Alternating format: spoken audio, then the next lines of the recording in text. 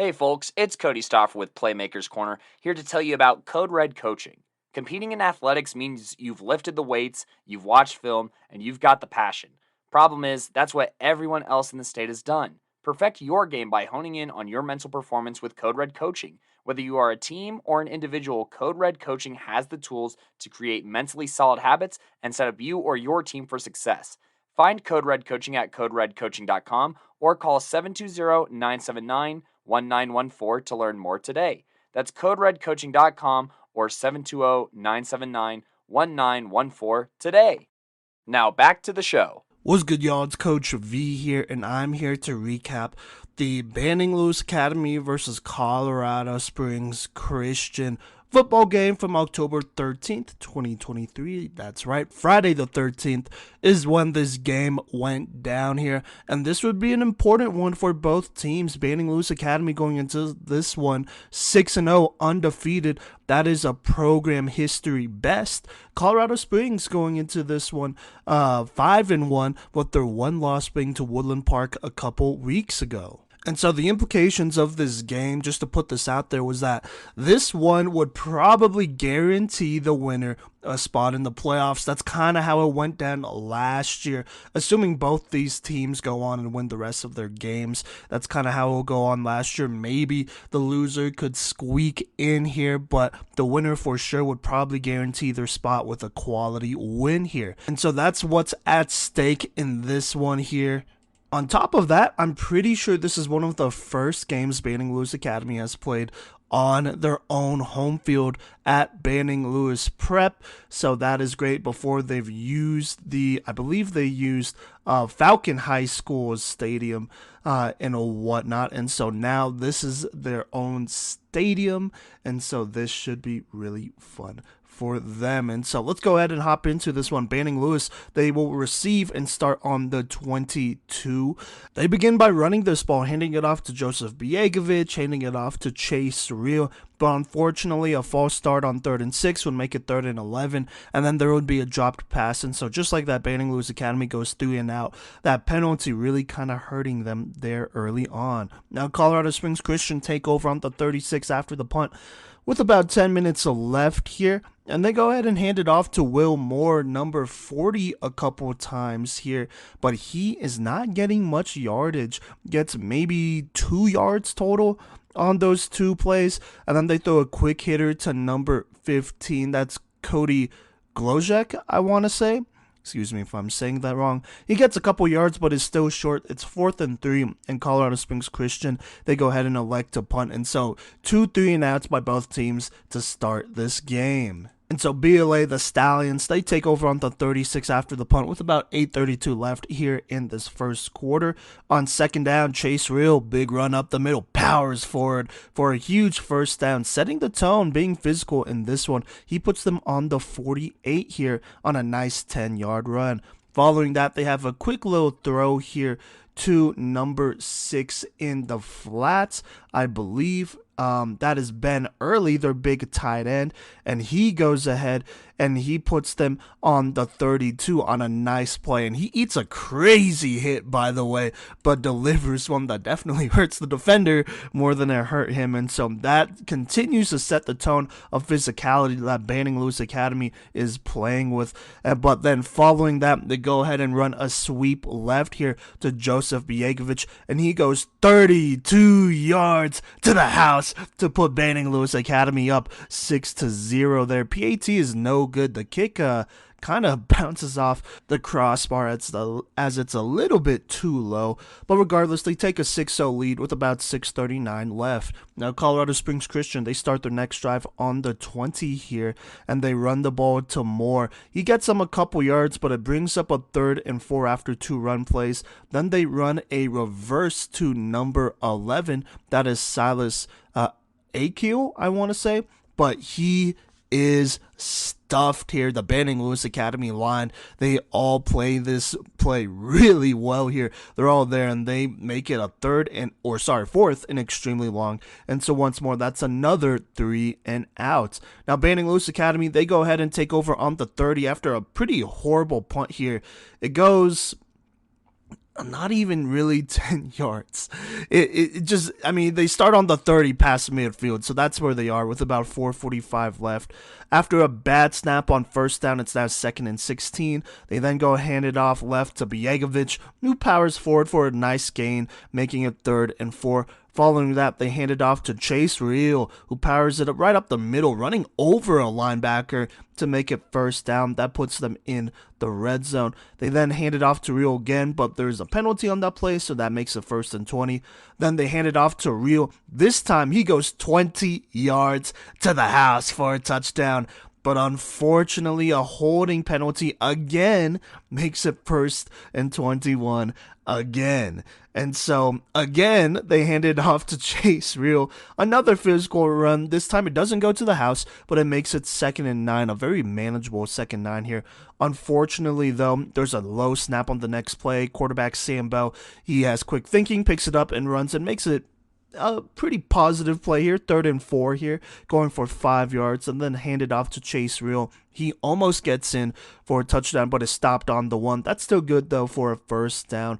Colorado Springs Christian then takes their first timeout at 1:25 here in the first quarter. But it does not matter, as Banning Lewis Academy, they hand it off to Chase Reel, and he punches it into the end zone, capping off a pretty tough drive that had a couple penalties and mistakes on this one, but it did not matter as Reel scores and makes it 12-0. Then they go for 2 here, throwing this lane to number 6. That's their tight end, Ben Early, and he makes it 14-0 just like that. Now, Colorado Springs Christian looking to get something going after 2 straight 3-and-outs. They get a huge return thanks to number 46. That's Eddie Harmon. He goes ahead and he puts them on the 42. Now, they go ahead and run the ball with Jace Velasquez, their quarterback. He gets them a couple. They go no huddle there on 2nd down and drop back Velasquez, but he gets sacked basically by the entire Banning Lewis Academy line. This one was led by Braden Skinner here, but the pocket immediately collapses as this BLA line gets to Velasquez here. Following that, Velasquez, feeling pressure once more on 3rd down, throws a quick out route to number 20. That is Devin Hastley here, and he goes ahead and gets them a first down past midfield. Following that play, they go ahead and run a design quarterback run, but that pretty much goes nowhere. Braden Skinner gets him, and that goes for no gain, so it's 2nd and 10. Following that, Colorado Springs Christian, interesting enough, calls their second timeout of the half with 1 second left here in this 4th quarter. And they go ahead and run it to number 40, Will Moore, and that goes nowhere as Braden Skinner stuffs him for a loss. And so this line for Banning Lewis Academy, specifically Braden Skinner, has been turning up all game long. Colorado Springs Christian just not being able to get anything on the ground here. And so at the start of the 2nd quarter, it is 3rd and 12 on the 47. Pressure by this defensive line of Banning Lewis Academy forces an incompletion. So now it's 4th and 12. They decide to go for it on 4th and 12, but once again, the pressure by this defensive line gets there and forces another throwaway. That is a turnover on downs. Banning Lewis takes over on the 47 with 11:54 left here in this game. After a nice handoff to Cam Leggett here, who goes for 5, Sam Bell, the quarterback, rolls out right, and he finds Joseph Biegovic on a great sideline catch here. That goes for a first down on a gain of 21, putting them on the 21.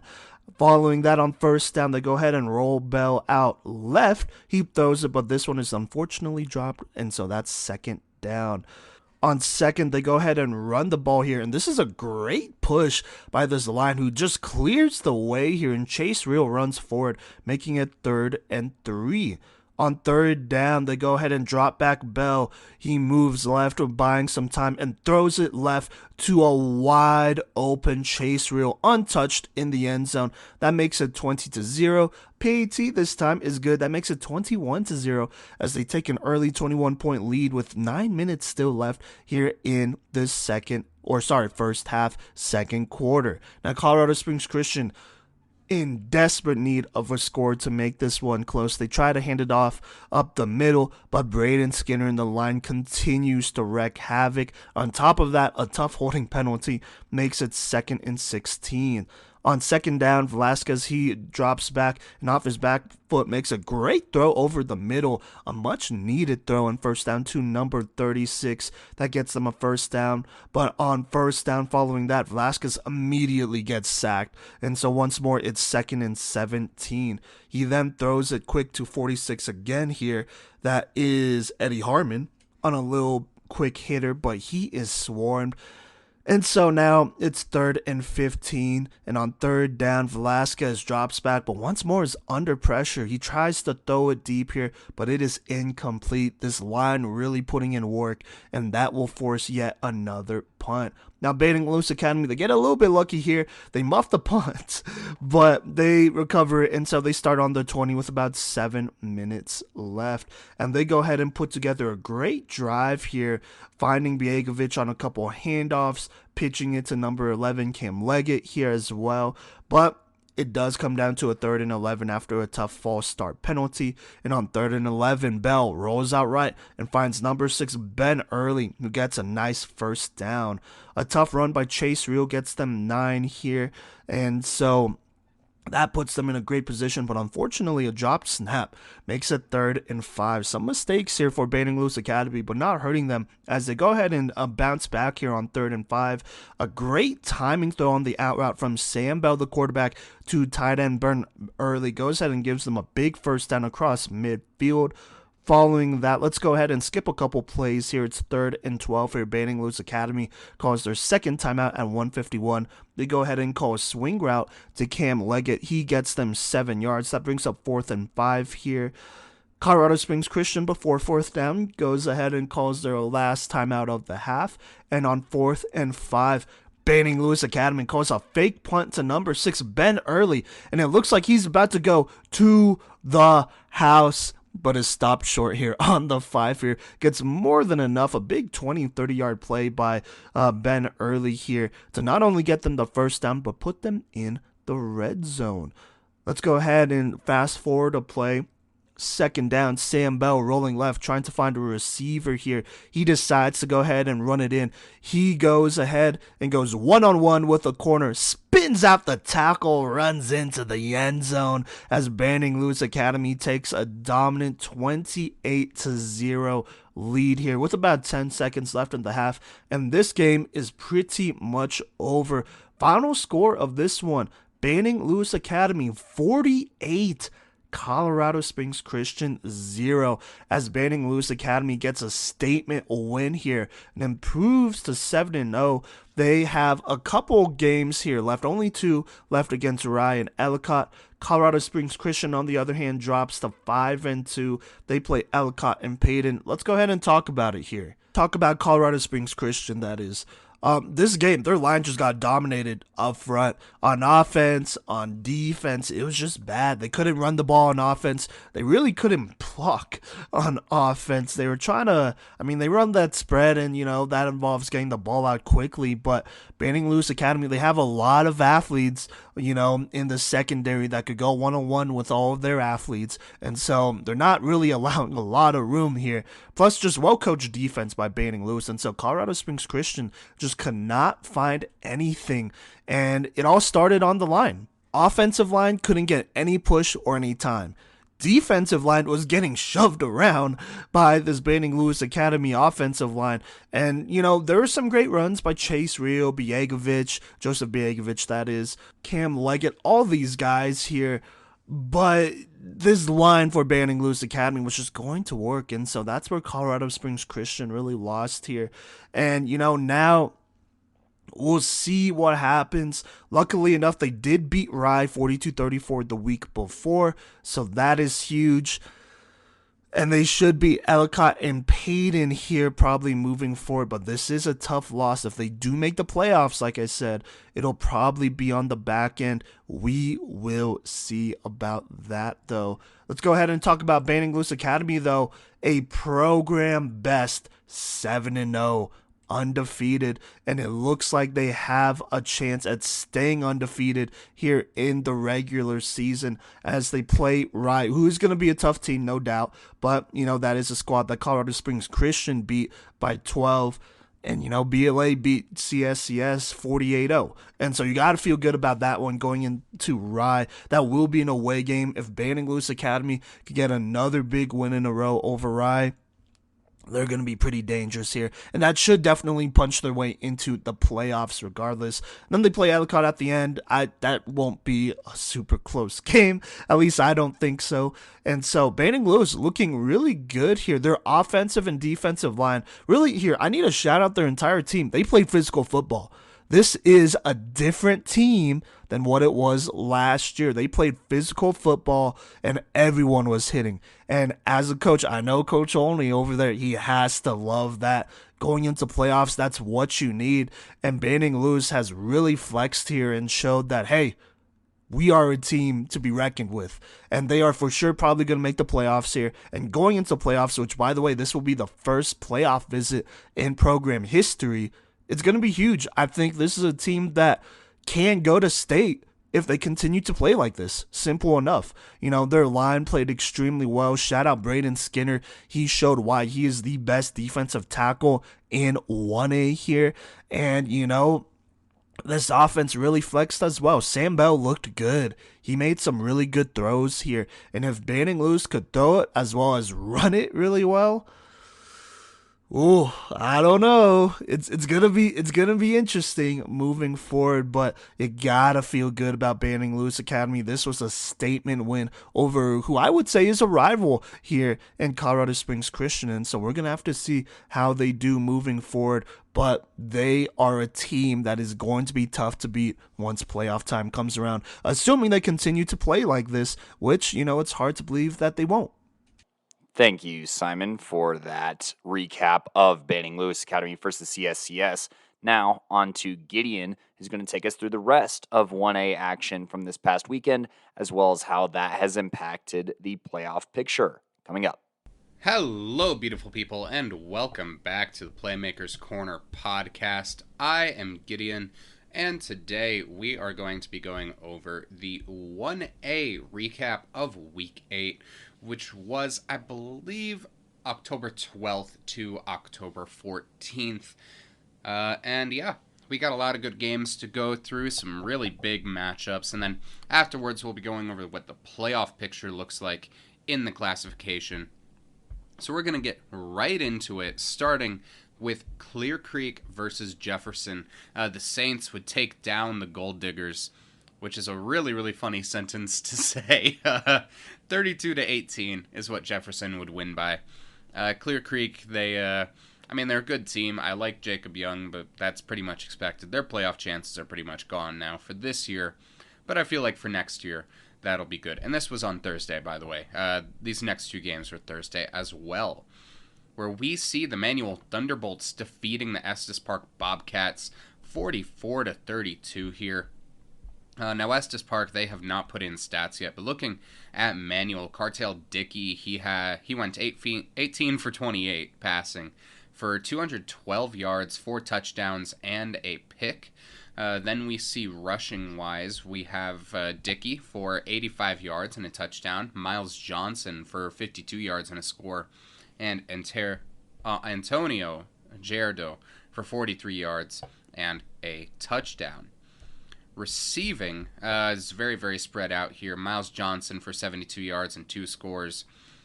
Bay Gonzalez, 39 yards. Deshaun Fox, 38 yards and a touchdown. Jardio, 38 yards. And then Diamante Maynard, 15 yards and a touchdown. Then we do see here also, tackle-wise at least, Burton Ward, he had 5 tackles here. Kiar Watson, we only have 4 with 3, but Kiar Watson, Miles Johnson, and Gerardo and Jeremiah Miles each had 3 tackles. Oh, goodness. Johnson, he had a sack. Deshaun Fox, he had 1 as well for 10 yards. James Jackson had a sack, and then Burton Ward, just going to double check here. Yeah, Camarius Burton Ward had 4 sacks in this game, if this is to be believed, which is pretty insane. It is a little bit weird because it says that he had 4 sacks for 4 yards lost, which, I can see it, but Gonna wait for a little bit of confirmation on that. But we do see that Kiar Watson, he did force a fumble, or did recover a fumble for a yard, and then Miles Johnson, he got a pick for a yard. And then Fox, he also got a conversion here. So pretty solid job here by Manual to keep themselves in the playoff hunt there. They had to win this one to stay alive. A team that didn't need to win to stay alive was Centauri, particularly because they beat the Trinidad Miners, Miners with an E, by the way, 63-0. So no stats there so far, but yeah, Centauri, that's about the expected outcome. And that's it for the Thursday games. Now on to our Friday matchups.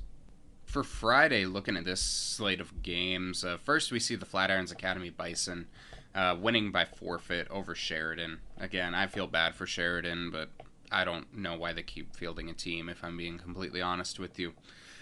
The first game that we have here that actually happened, though, is Gunnison versus Meeker. Gunnison, surprisingly, would come out... Well, not surprising that they came out on top. These two teams are evenly matched. But Gunnison they ended up winning this one 30-6, which is pretty insane. Gunnison... well, Meeker hasn't put in stats, but Gunnison has. Mason Williams, 6 for 6 passing for 70 yards. And then 17 rush yards and a touchdown. Ethan Pierce, 3 for 5 passing for 45 yards. Then we also see Royce Uhrig, 77 rush yards. G. Buchanan, 66 rush yards and a score. Receiving, we have Hunter Vincent, 55 receiving yards, and Oliver Parker with 43. And I think that's just about all the stats that we have in here, which is kind of odd. The amounts of points that Jacob Reisner, dang, okay, we have Jacob Reisner in here. 2 for 2 on PATs and then 3 for 3 on field goal attempts with a long of 36. So that is pretty solid from Reiser there, but I'm a bit confused because the points do not add up to 30, so there is something missing here. Again, Meeker hasn't input stats, but all around, pretty solid game from the Gunnison Cowboys to down the Meeker Cowboys. Next up, we have Ellicott versus Rocky Ford. Ellicott has not input stats, but it didn't really matter because they ended up defeating Rocky Ford 46-8. Isaiah Gallegos from Rocky Ford, 8 for 15 for 58 yards, a touchdown, and a pick. Rushing, nobody had over 10 yards. Receiving, the main guy was Shane Gonzalez, newcomer of the year candidate, 21 receiving yards and a touchdown there. Then we also see Ramirez Acuna had 9 tackles. Kason Van Dyke, he had 8. Gallegos, he had 7. Isaiah Gallegos had 7. Joseph Gallegos had 5. Gavin Thompson had 3 there. And Joseph Gallegos, by the way, he had a tackle for loss. Jacob Baca, he had a hurry, and then Joseph Gallegos had a sack for about 5 yards. 3 interceptions in this game, which is kind of wild. Isaiah Gallegos, 43 interception yards, and then Tevin Anderson with a pick, and Fabian Ortega with one as well. And then Gavin Thompson and Juan Murillo had 2 pass deflections. Aiden Cisneros, he had 2 kickoffs for 75 yards. Shane Gonzalez, somebody look out, punting for the watch list. 3 punts for 124 yards. It's pretty solid. 40 yards per there. Kickoff return-wise, Isaiah Gallegos, one return for 27 yards. And then Ramirez Acuna, 4 returns for 56 yards. So we also see that Shane Gonzalez, he got the single touchdown, and then Cisneros, he had the lone conversion, getting those 8 on the board for Ellicott. Next up, we have Peyton losing to Rye 28-12.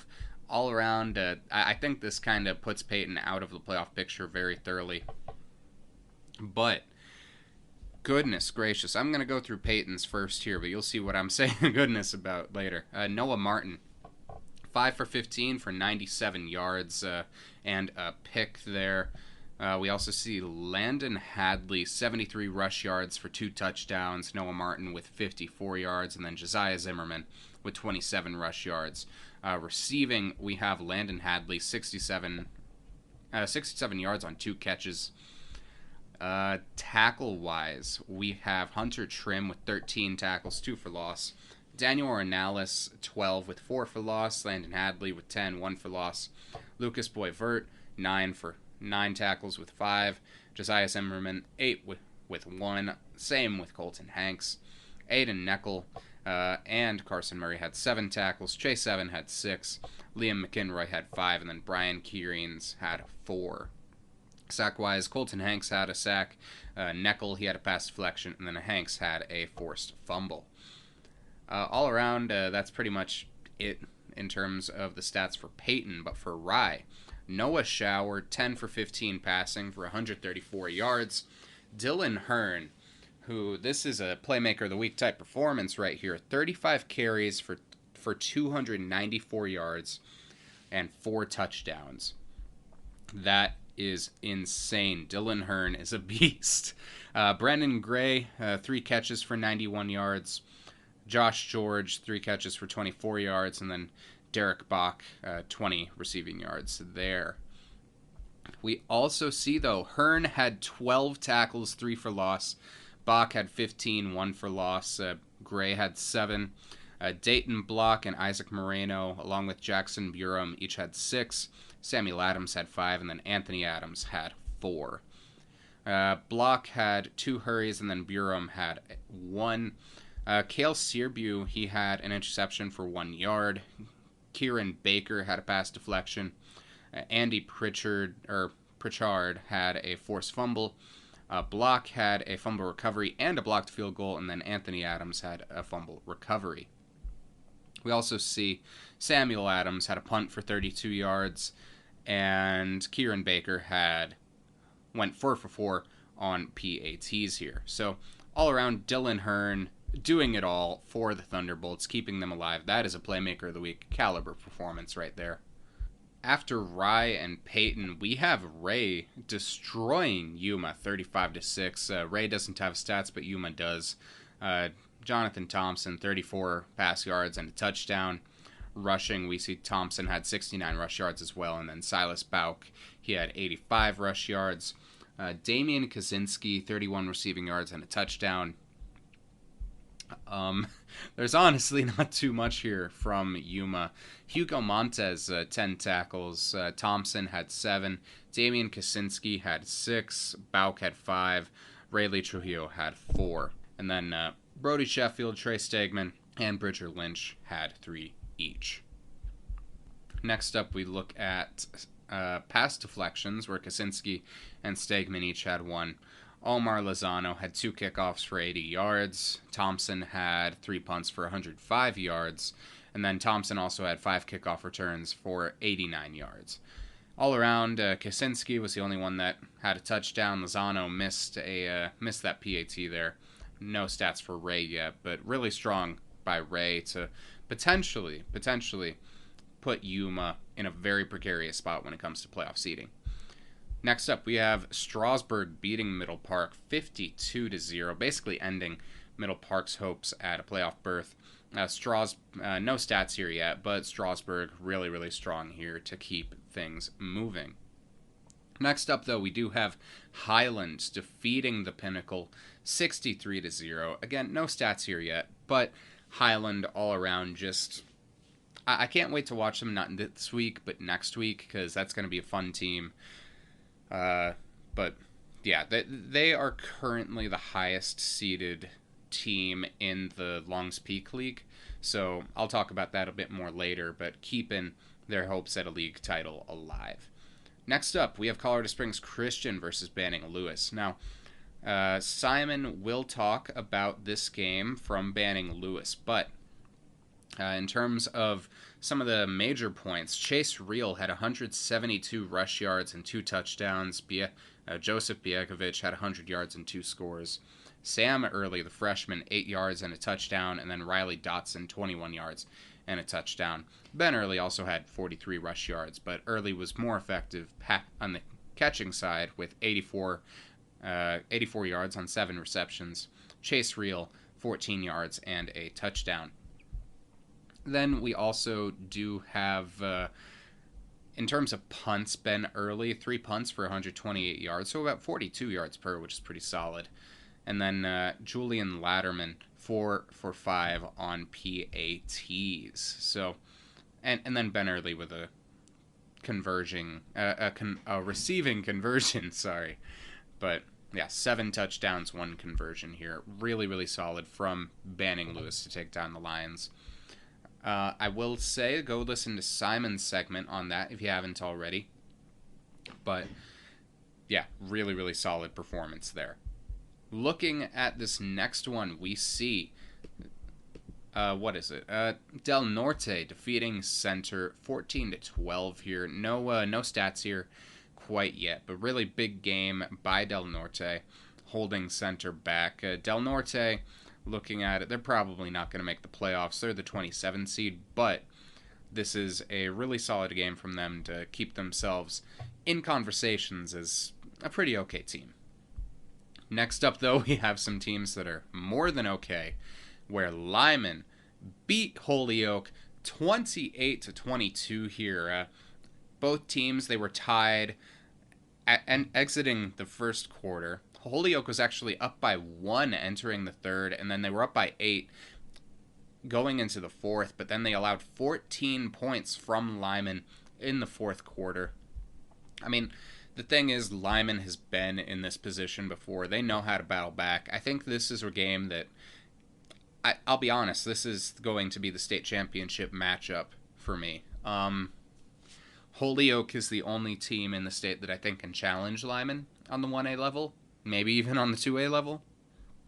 So, looking at Lyman here, though, Jordan Rockwell, 116 pass yards for 2 touchdowns. Rushing, we see Logan Bottier, 35 yards and a touchdown. Keon Bandy, 99 yards. And then Jordan Rockwell, 30 yards and a score. Receiving, Bottier, 22 yards and 2 touchdowns. Lance Beatty, 57 yards. And Keon Bandy, 37 yards. Tackle-wise, the leader of the pack was Trayton Marks, 13 tackles, 3 for loss. Bandy had 6 tackles. Mason Hawkes and Drayson Davis each had 5. Lance Beatty, Bottier, and Keegan Mellott had 4 each there. Sack-wise, Marks had 3 sacks and 3 hurries. Hawkes had a sack. Keon Bandy had an interception for 20 yards, a fumble recovery, and a forced fumble.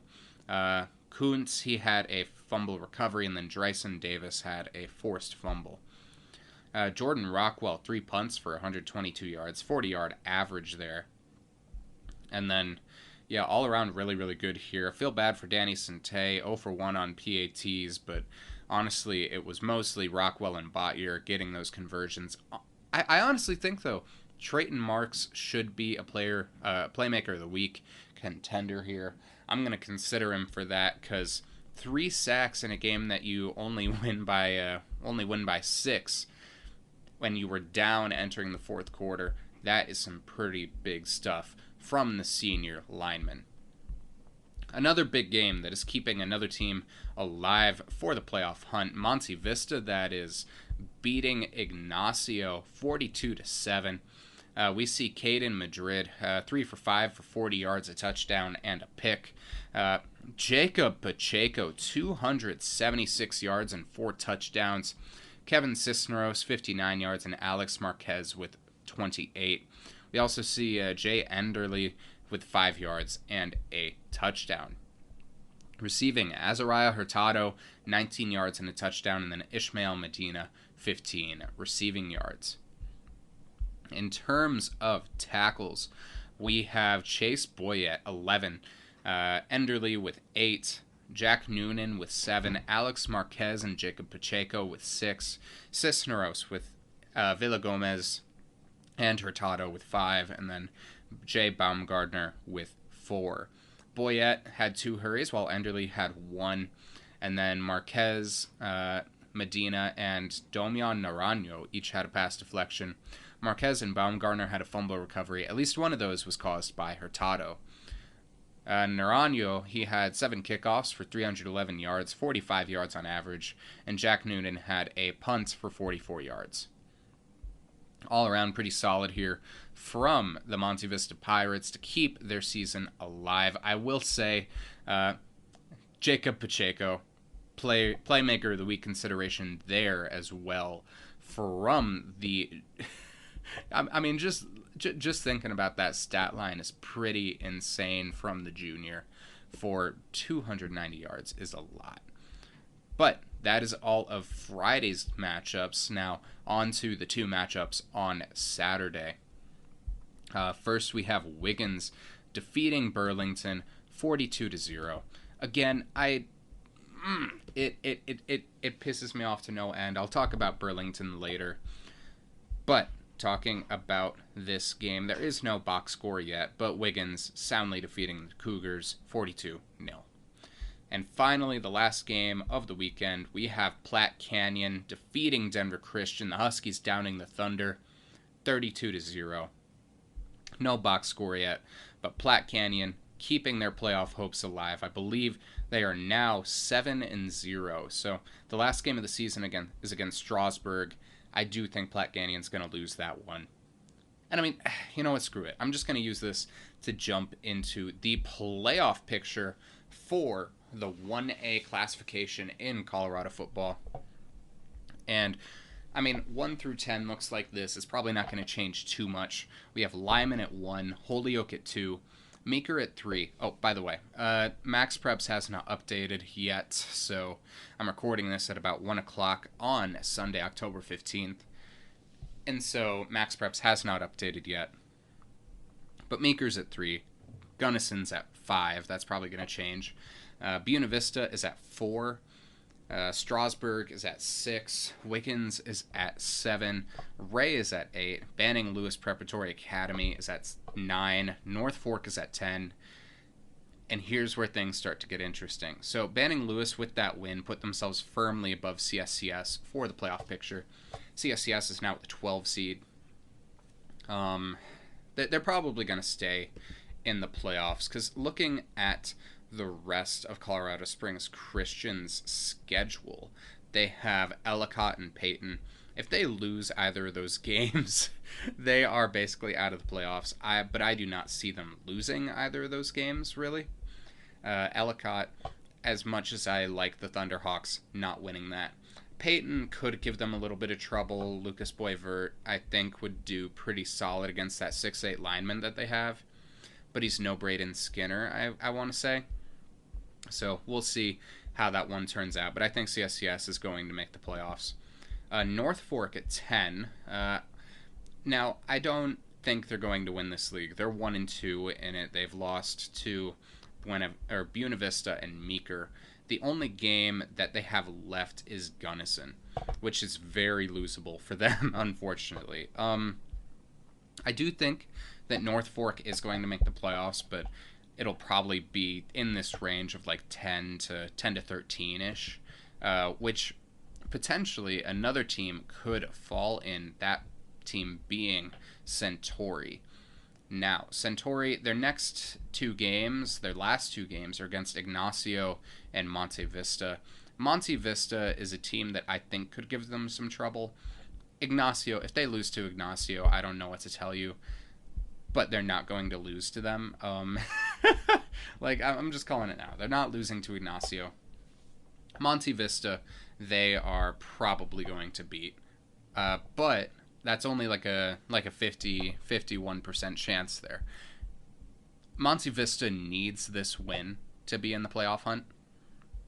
Meanwhile, Ignacio is nowhere close, if I'm remembering correctly. Yeah, they're at 25. They're not making it. So I feel like for them, Monte Vista is the main opponent to watch for the rest of this league's schedule. So they're probably going to make it in that 10 to 13 range. Next up, we have Cedar Ridge. Goodness gracious. Cedar Ridge, they are 3-3 right now. They are sitting at the 13 seed. Lost to Gunnison on the 6th. They had a bye week this week. They have Buena Vista left. This is not a team that's going to beat Buena Vista. They are going to be last in their league. Again, I'm going to say that again. They're going to be last in their league. This is a team that is benefiting from the Burlington effect, where the teams in their league are Meeker, Buena Vista, Gunnison, and North Fork. So Cedar Ridge, they are vastly overrated by the Max Prep system. And all around, they only have one game left. They only have 7 games on their schedule. I don't know how that's allowed, if I'm being honest.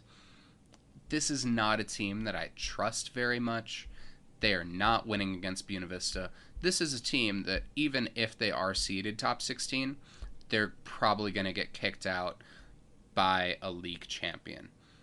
Because, if this team makes the playoffs over a team like Platte Canyon, Just no. Again, it's the Burlington effect. Next up, we have the Yuma. They just lost to Ray, but looking at it, they only have Holyoke and Lyman left. They're probably going to fall out of the playoffs because they're at the 14 seed right now. You're not winning against Holyoke, and you are not winning against Lyman. You're lucky if you put up points against those teams, if I am being completely honest with you. You are not that guy.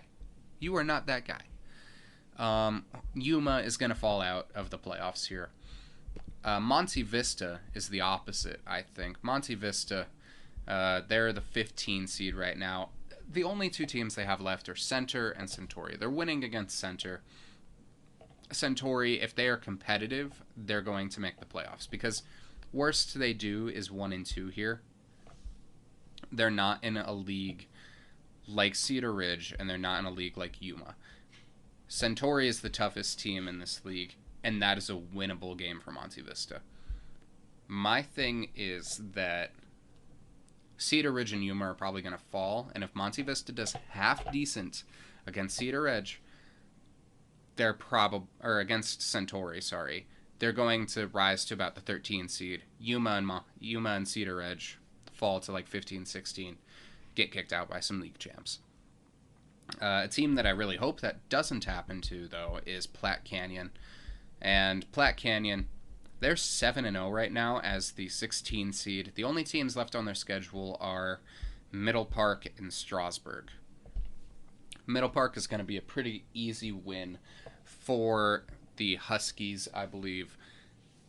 The tough part here is Strasburg. They are not beating Strasburg, but I feel like if they are competitive enough in that game, well, I mean, I'm never say never, right? But Strasburg is the 6th seed. They're on that secondary tier with like Buena Vista, Meeker, Gunnison, like Ray, Wiggins, where it's like they're probably not going to win state, but if chips fall right and like the right guys go down in a playoff game, they could pull off an upset against like Holyoke or Lyman. But I don't know. Everything would have to go right for Platte Canyon. Every single thing. I hope they don't get kicked out because, I mean, everyone knows that there are people at CHSAA that mess with the playoff seedings, even with the numbers. Everyone knows that. Like, for the girls soccer championships last year, I'm not going to say what school it was, but I go to sleep and they're the 1 seed on the last day of the season, and they release the playoff bracket at 8 a.m. the next day. I go to sleep at 1 a.m., not proud of that, and they're the 1 seed. I wake up and they're the 3 seed. And the funny thing is, they're the only public school that was in the top 6. You can probably put that together. I'm not going to name names. But there are people at CHSAA who mess with this stuff because they want a certain outcome. And they can't claim that it's all the computer, because I've seen it. I know that it's not. And Platte Canyon has the potential to be a proponent of that. Because if a team like Cedar Ridge makes it and Platte Canyon doesn't, I don't know what to tell you. Like, if you're 8-1 and you do not make the playoffs, I don't care if you had a Mickey Mouse schedule. I hate it. I hate it. Speaking of Burlington, they're the 19 seed. Thank God they're out. No, they are not making the gosh darn playoffs. Looking at this squad, the games left on their schedule are Ray and Holyoke. You are not winning to either of those teams. You are not beating either of those.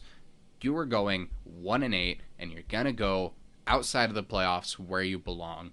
Like, out of here with that. Next up, though, is Rye at the 17 seed, a team that actually deserves a shot. Now, the Thunderbolts, their remaining games are Banning Lewis Academy and Rocky Ford.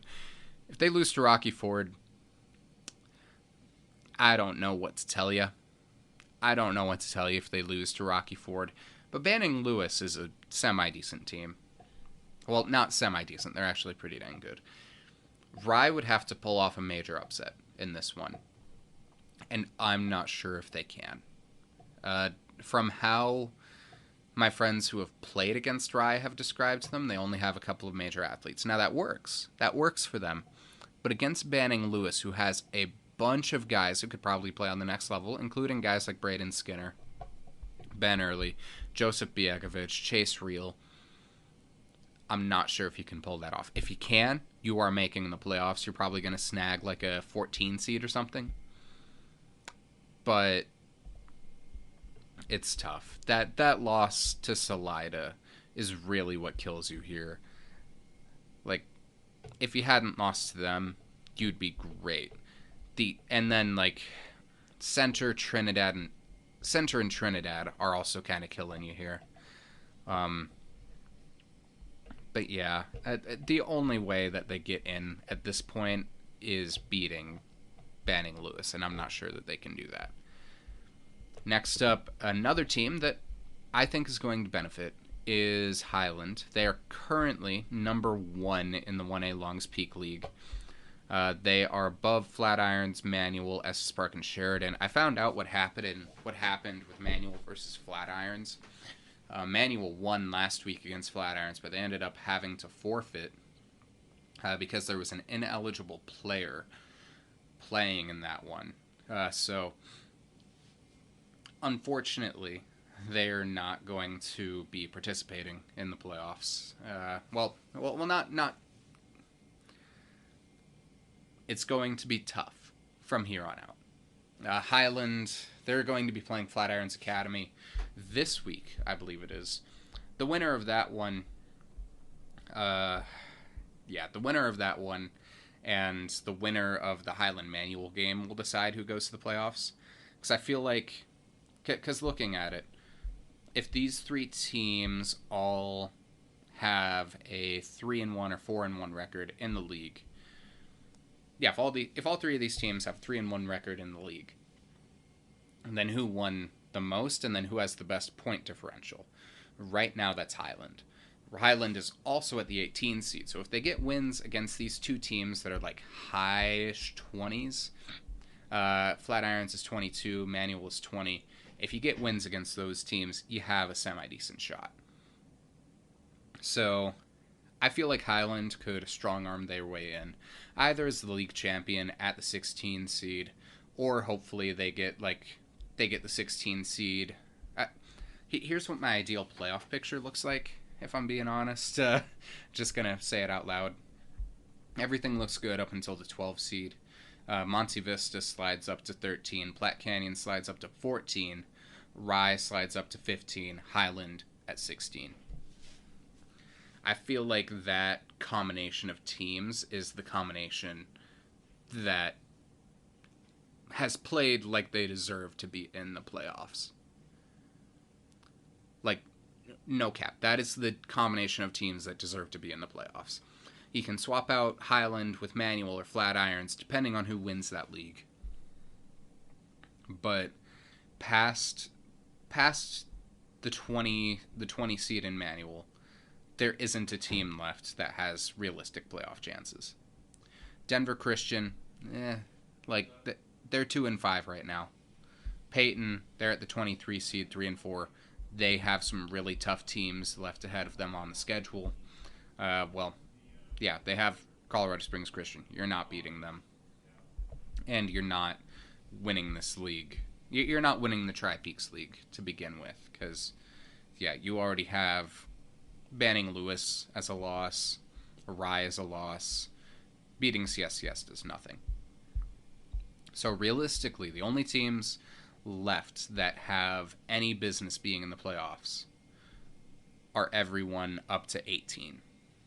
So those 18 teams are Lyman, Holyoke, Meeker, Buena Vista, Gunnison, Strasburg, Wiggins, Ray, Banning Lewis Prep, North Fork, Centauri, Colorado Springs Christian, Cedar Ridge, Yuma, Monte Vista, Platte Canyon, Rye, and Highland. And that is all for me today. I hope everyone's having a good one. Hope you all stay safe, drink a lot of water. Remember, it's hydrate or dihydrate these days. And I hope you all have a wonderful day. Catch me later where I'll be going over the Longmont versus Monarch game before our 4A recap. That was a really fun one to watch. Got to watch some really high-level players. Bunch of guys who were getting recruited to go D2 or higher there. And ultimately, I hope that you all are having a beautiful day. Stay safe. Stay calm. Don't get captured. Don't die. Peace.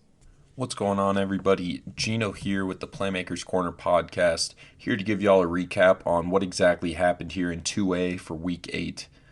Now, league games are in full swing now, and a lot of excitement happened, so let's go ahead and jump right into the Thursday games.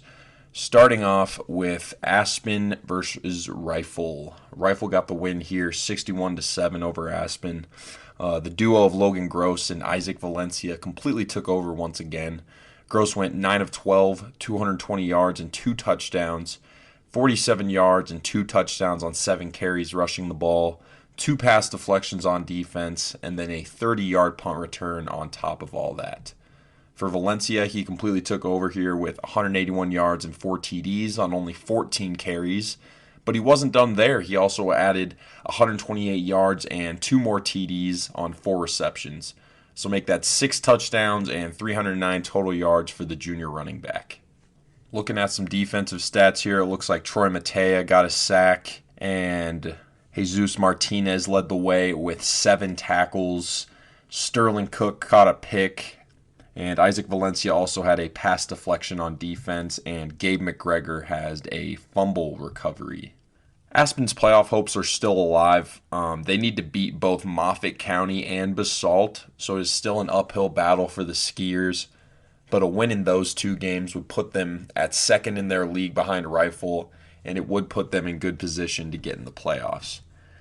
Rifle, they have 2 games they should definitely win coming up, so that basically secures their league championship in the Western Slope and a top seed in the playoffs.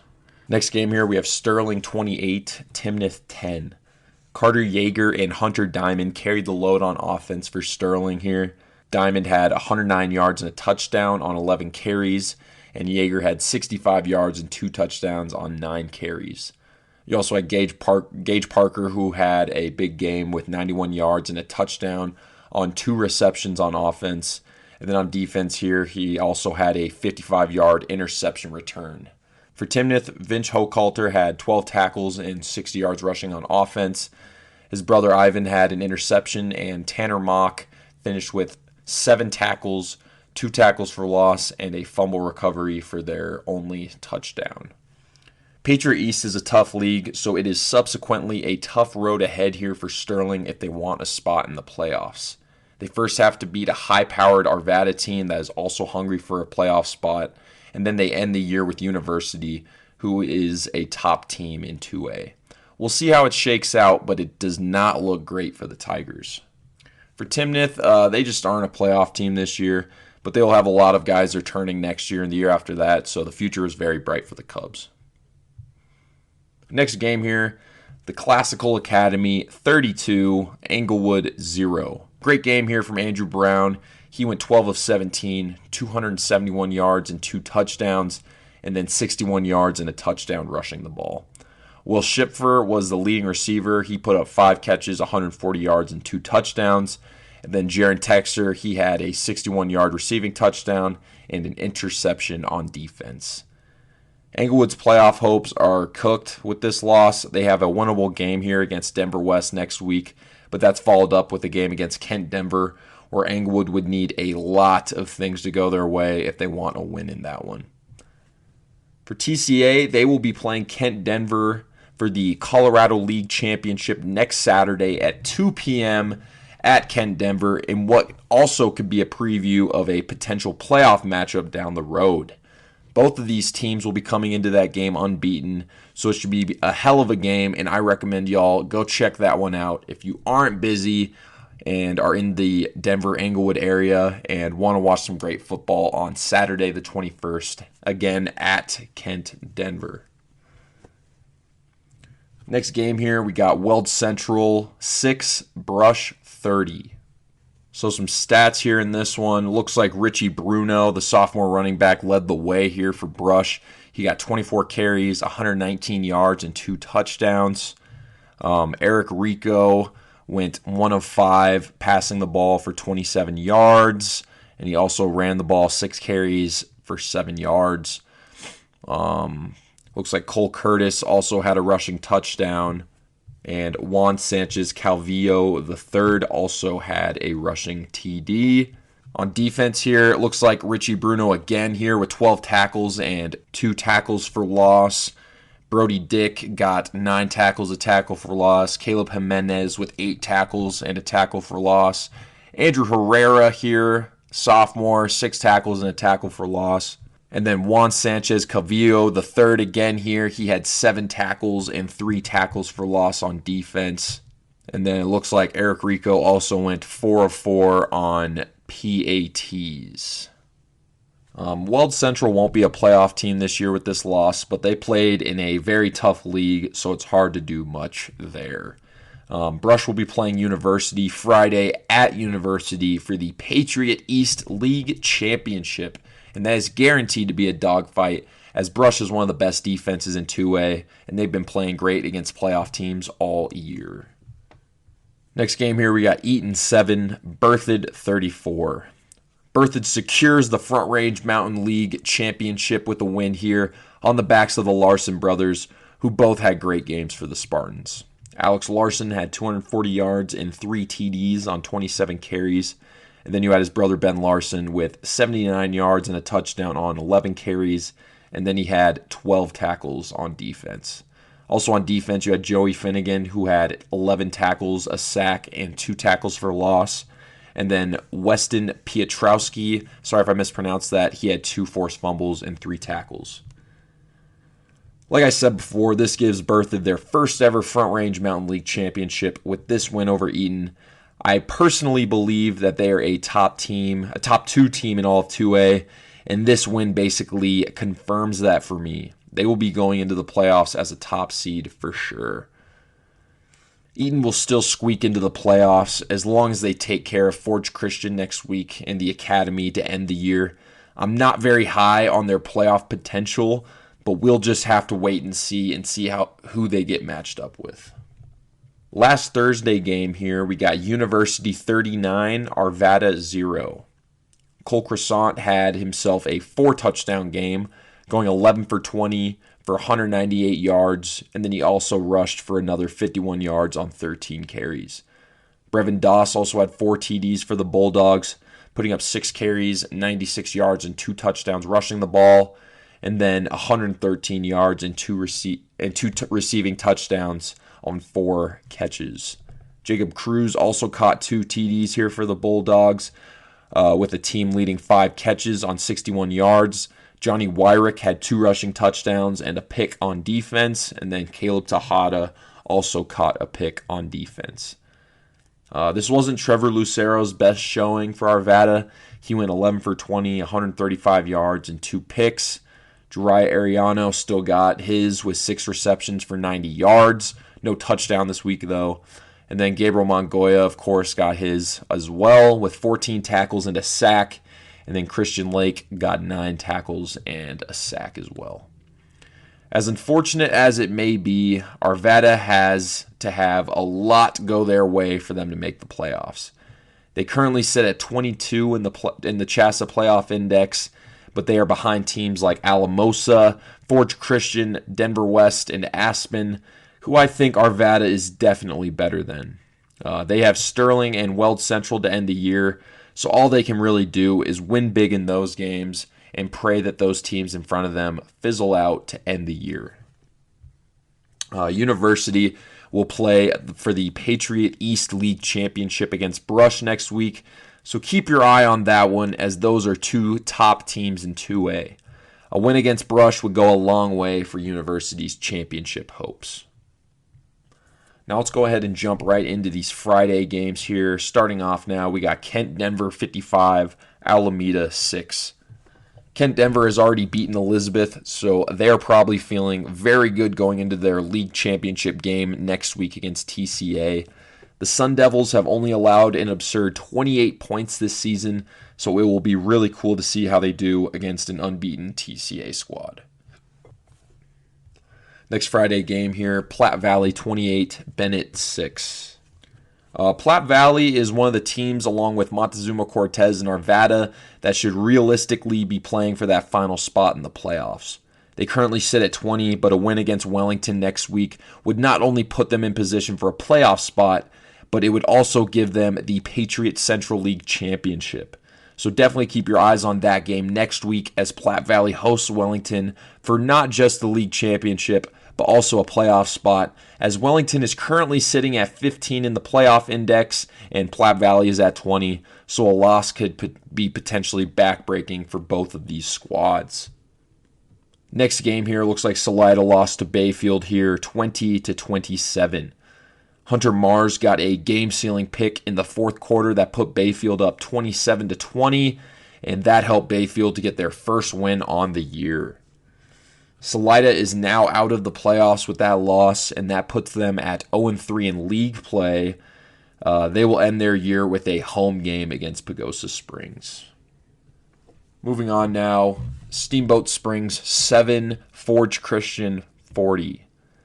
Yuli Tafoya led the way for Forge Christian. He had 81 yards and 2 touchdowns on 13 carries. That was followed by Dante Vigil, who also had a rushing touchdown to go with 67 yards on 6 carries. And then on defense, he led the way here with 12 tackles and a tackle for loss on defense. Also on defense here, we got Carson Craig. He had an interception and a forced fumble. And then Jeff McCord, okay, I guess Dante Vigil didn't lead the team, as Jeff McCord led the team here with 13 tackles. Forge Christian has an absolutely crucial next couple of weeks with games against Fort Lupton and a low-seeded playoff team in Eaton. With them currently just 2 spots out of a playoff spot, a win against Eaton could go a very long way in getting them in there. And of course, they would have to take care of Fort Lupton as well. Easier said than done, obviously, but these types of games are what separates playoff teams from the non-playoff teams. Moving on now, Alamosa gets a big win here, 36-14 over Manitou Springs. Make that 2 straight wins now for Alamosa. They got some runners other than Dyson Woodward involved in this win, with Carter Tulsa getting 2 touchdowns and 60 yards on 7 carries. Then RJ Mice had 54 yards and a touchdown on 7 carries as well. Tulsa also caught 2 passes for 33 yards and a touchdown. Kevin Gonzalez caught 3 passes for a team-leading 130 yards and a touchdown. And then the QB, Dyson Woodward, finished going 10 of 22, 213 yards, 2 touchdowns, and a pick. On defense for Alamosa, it was Carter Tolsma again with 6 tackles and a sack. Eric Celis, I'm sorry if I mispronounced that, he had 2 sacks, and 4 different Mean Moose had an interception. Alamosa is in a very interesting position right now, as they currently have a record of 2-5, but they still hold the final playoff spot due to them playing some close games against other playoff teams. Their season is currently resting on the shoulders of their game next week against Florence, If they can get a win in that one or even make it close, then it looks like Alamosa will sneak into the playoffs, assuming they win their final game of the year against Woodland Park. I'm not saying that I agree with this system, but that is the likely case scenario. It truly seems like the only way to keep Alamosa out of the playoffs at this point is a blowout loss to Florence and a bad game against Woodland Park. So there you go there. Next game here, we got Moffat County 29, Basalt 6. I'm not sure if someone is hurt on Basalt or what, but that is now 2 straight losses after such a strong start to the season for them. Lucky for them, though, they have a couple winnable games against Coleridge and Aspen to end the year, so they can take that time to focus on getting healthy or work on whatever they need to get back on track for playoffs. This win makes Moffat County's playoff spot feel pretty secure now. They have a chance next week to end Aspen's playoff hopes, but keep an eye out for that one as Aspen is technically still in this race. Next game here, Montezuma Cortez 17, Pagosa Springs 20. It looks like Montezuma Cortez took a 17-14 lead in overtime, but Pagosa Springs got a game-winning touchdown after that to win this one 20-17. A win here definitely would have put Cortez over Alamosa in the playoff index, but instead it is probably a backbreaker as they end the year with a game against Delta on October 27th. We'll wait and see if they can win that one or at least make it close, but it does not look good for the Panthers. Pagosa will be a playoff team this year as they finish with games against Salida and Bayfield, who they should both beat. Pagosa has a knack for playing in one-score games, so they are definitely an interesting team to watch out for as we near the playoffs. Next game here, we got Sand Creek 26, Woodland Park 16. Woodland Park playing in the rare non-league game this late in the season. Looks like their QB, Marcus Schoenberger, he went 9 of 23 for 158 yards and a touchdown. And then Aiden Hood, he had 16 carries, 88 yards, and a touchdown as well. And then for receivers, Parker Shreve led the way with 102 yards and a touchdown on 3 receptions. Both those led the team. Then on defense here, it looks like Evan Bamesberger led the team with 9 tackles, and 7 different players on Woodland Park had a tackle for loss. Parker Shreve had a sack as well. Dane Campbell had a sack, and Demetrius Gotchis also had a sack. Sorry if I mispronounced that there. Looks like Bamesberger also had 2 interceptions here, so big game from him. But Woodland Park is eliminated from the playoffs, so right now they are just playing out their schedule. Next game here, we got Grand Valley 13, Coleridge 20. This is Coleridge's first win on the year for them, and looks like the only stats we got are defense, and looks like Grayson Eisenhart put up an absurd 21 tackles on the game. Only 8 of those solo, but still 21 tackles is pretty crazy. Then it looks like Cameron Banky and Angel Hernandez both got half a sack. And that'll do it for stats for Coleridge. But good for them for getting that first win on the season. Next game here, moving on now, we got La Junta 24, Lamar 22. Lamar nearly spoils La Junta's perfect season here in this rivalry matchup. They won't be a playoff team with this loss, but they end the year with games against Woodland Park and Manitou Springs, so they have an opportunity to finish over 500 at the very least. For La Junta, they remain unbeaten with this win. The Tigers will take on Manitou Springs next week before traveling to Florence for the Southwest League Championship in their final game of the regular season on Friday, October the 27th. And that's, of course, assuming Florence wins against Alamosa next week. Next game here, we got the Academy 20, Fort Lupton 40. Looking at some stats here, looks like Royce Guerrero ran the ball well. He had 18 carries, 114 yards, and a touchdown. Caden Taylor led the way, though. He had 114 yards and 3 TDs on 24 carries. And then Christopher Galicia actually had himself a great game, too. He had 133 yards and a touchdown, also with over 20 carries. He had 21 on the game. For receivers, It was just Anthony Bland Mendenhall. He had 2 receptions, 35 yards, and a touchdown. On defense for Fort Lupton, looks like Jesse Soretto had 8 tackles, 3 tackles for loss. And then Caden Taylor led the way on defense as well. He had 9 tackles. And looks like Jonathan Garcia got a sack. And Josiah Gonzalez got an interception. And Jesse Soretto forced a fumble and also recovered that fumble. Moving on now, next game here, we got Devlin 13, Wellington 46. Wellington remains undefeated, and they will be traveling to, next week to play Platte Valley for the Patriots Central League Championship. That game has a ton on the line, as it will most likely decide which team will make playoffs on top of the league championship as well. You heard that right. Wellington has a chance of missing playoffs with only 1 loss. That's CHSAA for you. I trust that they will take care of business, though, as they do seem to have the more complete team.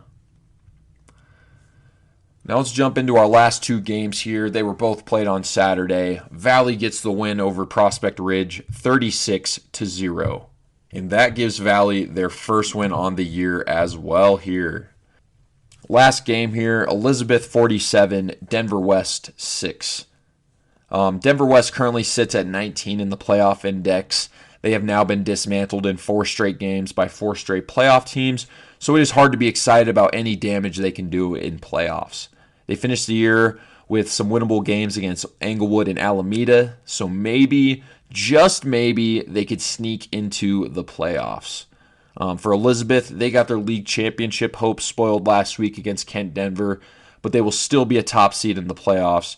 They end the year with an away game against TCA, and that one is sure to be a great one, as it is a potential playoff preview. What's good, y'all? Coach V here, and we're going to go ahead and talk about 3A from Week 8 here. We are approaching the end of the season, so after I recap these games, I'm going to talk about the important games here coming up here in Week 9, and also take a look at the seeding index. At the time I'm recording this, it is October 15th. That is Sunday here. So I will say this. I realize the Max Preps rankings have not yet updated, which does affect the seeding index, by the way, in case people weren't sure there. The seeding index obviously being our playoff picture here, basically telling how or where teams are going to currently be seated if the playoffs were to end today, or where they currently stand. So there you go there. But first, let's go ahead and recap Week 8. Let's start on Thursday, October 12th. We have only 4 games here, but we have some good ones here. Meade versus Denver North. Very important game here as far as playoff implications go, and league implications, I guess, as well. But Meade takes down Denver North 21-14. Cole Michaelis, 81 rushing yards and 2 rushing touchdowns for Meade as they go ahead and sweat one out there. Meade, I believe, was up something like 21-0 at halftime, and Denver North just couldn't quite pull off the comeback there, but Meade still getting a big win regardless. Speaking of big wins, Riverdale Ridge gets one over Frederick, 21-20. Isaiah Medina throwing for 5'11", 192 yards and 2 touchdowns, so only 1 pick here. Frederick coming really close, but a 2-point conversion attempt just not going their way in this one. And like I said, narrowly avoiding an upset here. If Frederick won this one, they probably would be in the playoff picture, or, well, you know, projected to be in the playoff picture at this point, but instead they lose by 1 here. Holy Family, though, takes care of Northfield 23-9. This one was a little bit closer than it looked here, but Holy Family still winning. Ryland Cooney, 11 of 22, 161 passing yards, 1 touchdown. Also adding on 113 rushing yards and a touchdown as they take care of business there. George Washington barely beats Niwot, 34-33 in a good one there. And that'll wrap up all of the Thursday games. Now, let's go on to Friday, the 13th here, where Palisade takes down Summit 44-6. Caleb Wells, 159 rushing yards and 3 rushing touchdowns in that one. Pueblo Central takes care of Sierra 42-8. Resurrection Christian beats Severance 26-6 there. Thompson Valley almost, but not quite, gets upset by Mountain View, doesn't get upset by Mountain View. They win 21-14. Riley Suarez, 12 of 18, 106 passing yards, but most importantly, 104 rushing yards and 3 rushing touchdowns in a winning effort there. Sand Creek beats 2A Woodland Park, 26-18. Lutheran bounces back here, blows out Lincoln 68-0. Ben Herbeck, 4 receptions, 80 receiving yards, 3 touchdowns in that one. Roosevelt takes care of Northridge 38-29 here. Bronco Hartson 8 of 12 for 140 passing yards, 4 touchdowns, 1 pick, and 61 rushing yards. Xavier Ramirez adding on another 220 rushing yards and a touchdown. Justin Thill for Northridge 15 of 22, 203 passing yards, 2 touchdowns to 2 picks, though. Did add on 20 rushing yards and a touchdown. Raul Gallegos limited to only 34 yards and a touchdown in a loss there, but still a close game regardless. LP takes down Pueblo South 27-7. Pueblo East beats Canyon City 21-14. By the way, Lewis Palmer beating Pueblo South is what I mean there in that previous game. Harrison blows out Pueblo Centennial 41-7. Sophomore Philip Pogue here, 101 rushing yards and a touchdown as he led in rushing yards, I believe, in that game. Durango here blows out Glenwood Springs 48-0. Tyler Harms, 13 of 16, 205 passing yards, 4 passing touchdowns. Jackson Fancher, 143 rushing yards and 3 rushing touchdowns and a dub there. Evergreen beats Littleton 29-7. Green Mountain blows out Conifer 54-14. Grady Forsyth of Conifer, he had 4 receptions, 65 yards and 2 touchdowns. Blake Westland, though, for Green Mountain, 6 of 6 for 74 yards and 2 passing touchdowns as they continue to roll. Wheat Ridge just barely beats Skyview, but a win's a win. Isaac McCoon, 15 of 22, 202 passing yards, 3 passing touchdowns, and 64 rushing yards in that win there. And that'll wrap up all the games from October 13th. On Saturday, though, we only had 2 games. Discovery Canyon beats Pueblo County 38-27. An important game here that they definitely needed to win to make the playoffs if they do. Jacob Youssef, he had 210 rushing yards and 3 rushing touchdowns in that great effort. Fort Morgan versus Kennedy. Fort Morgan wins here easily 34-0. JJ Marquez, 12 of 16, 166 passing yards, 5 passing touchdowns, and no turnovers in a big one there. Now, with that being said, let's go ahead and talk about the index here. The 16 teams currently projected to make it in. Like I said, I'm recording this as of October 15th, so this can change just a little bit here as the Max Preps rankings will come out on Monday. But let's start at the top. Green Mountain still number 1 there. Holy Family at 2, Durango at 3, Roosevelt at 4, Lutheran at 5, Lewis Palmer at 6, Riverdale Ridge here at 7, Thompson Valley at 8, Resurrection Christian at 9, Northfield 10, Pueblo Central 11, Meade here at 12, Glenwood Springs still here at 13. At 14 is Denver North, 15 Discovery Canyon, as I believe they are now in the playoff picture there, or projected, that is. And then at number 16 right now is Pueblo South. Now let me go and talk about the teams that are just out here. At 17, Pueblo County at 4-3, 18 Summit at 4-4, 19 Frederick, who's now 3-4, and then surprisingly enough, at number 20 is Mountain View, 21 Palisade, and then at 5-2 here, at number 22 is Northridge. Following that, there are a lot of teams that I just kind of don't think they'll be able to make the playoffs unless they get a big upset win here. But I would say, as far as reactions go, the biggest surprise is Northridge outside of the playoffs here at 22, even though they are 5-2 here. There are a number of teams in front of them that are not 5-2 and are below them, which is definitely interesting. The next closest is Discovery Canyon, who's at 15, 7 spots ahead of them at 5-2. So definitely interesting, right? We'll see how it shakes out here, but let's go ahead and talk about some of the important games coming up here in Week 9. Let's go ahead and start with Frederick versus Denver North. Frederick right now is sitting just outside here, not in a bad spot at 19. Denver North, on the other hand, is sitting at 14. Frederick needs to win a big game to make it into the playoffs. They just have to, right? They need to win one of these big league games here. So this game is extremely important for them. For Denver North, there is a risk of them falling out of the playoffs here if they lose this one, depending on how they lose, honestly, but we'll see about that. Now, if they beat Frederick, then for now they are definitely safe, but still on that cusp there.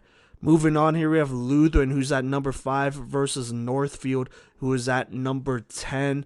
I don't think that would be too crazy of a game, no matter who wins or loses, but it could decide, hey, where is a team going to play at in the playoffs, right? Who's going to host and stuff like that, and so that could be important for sure.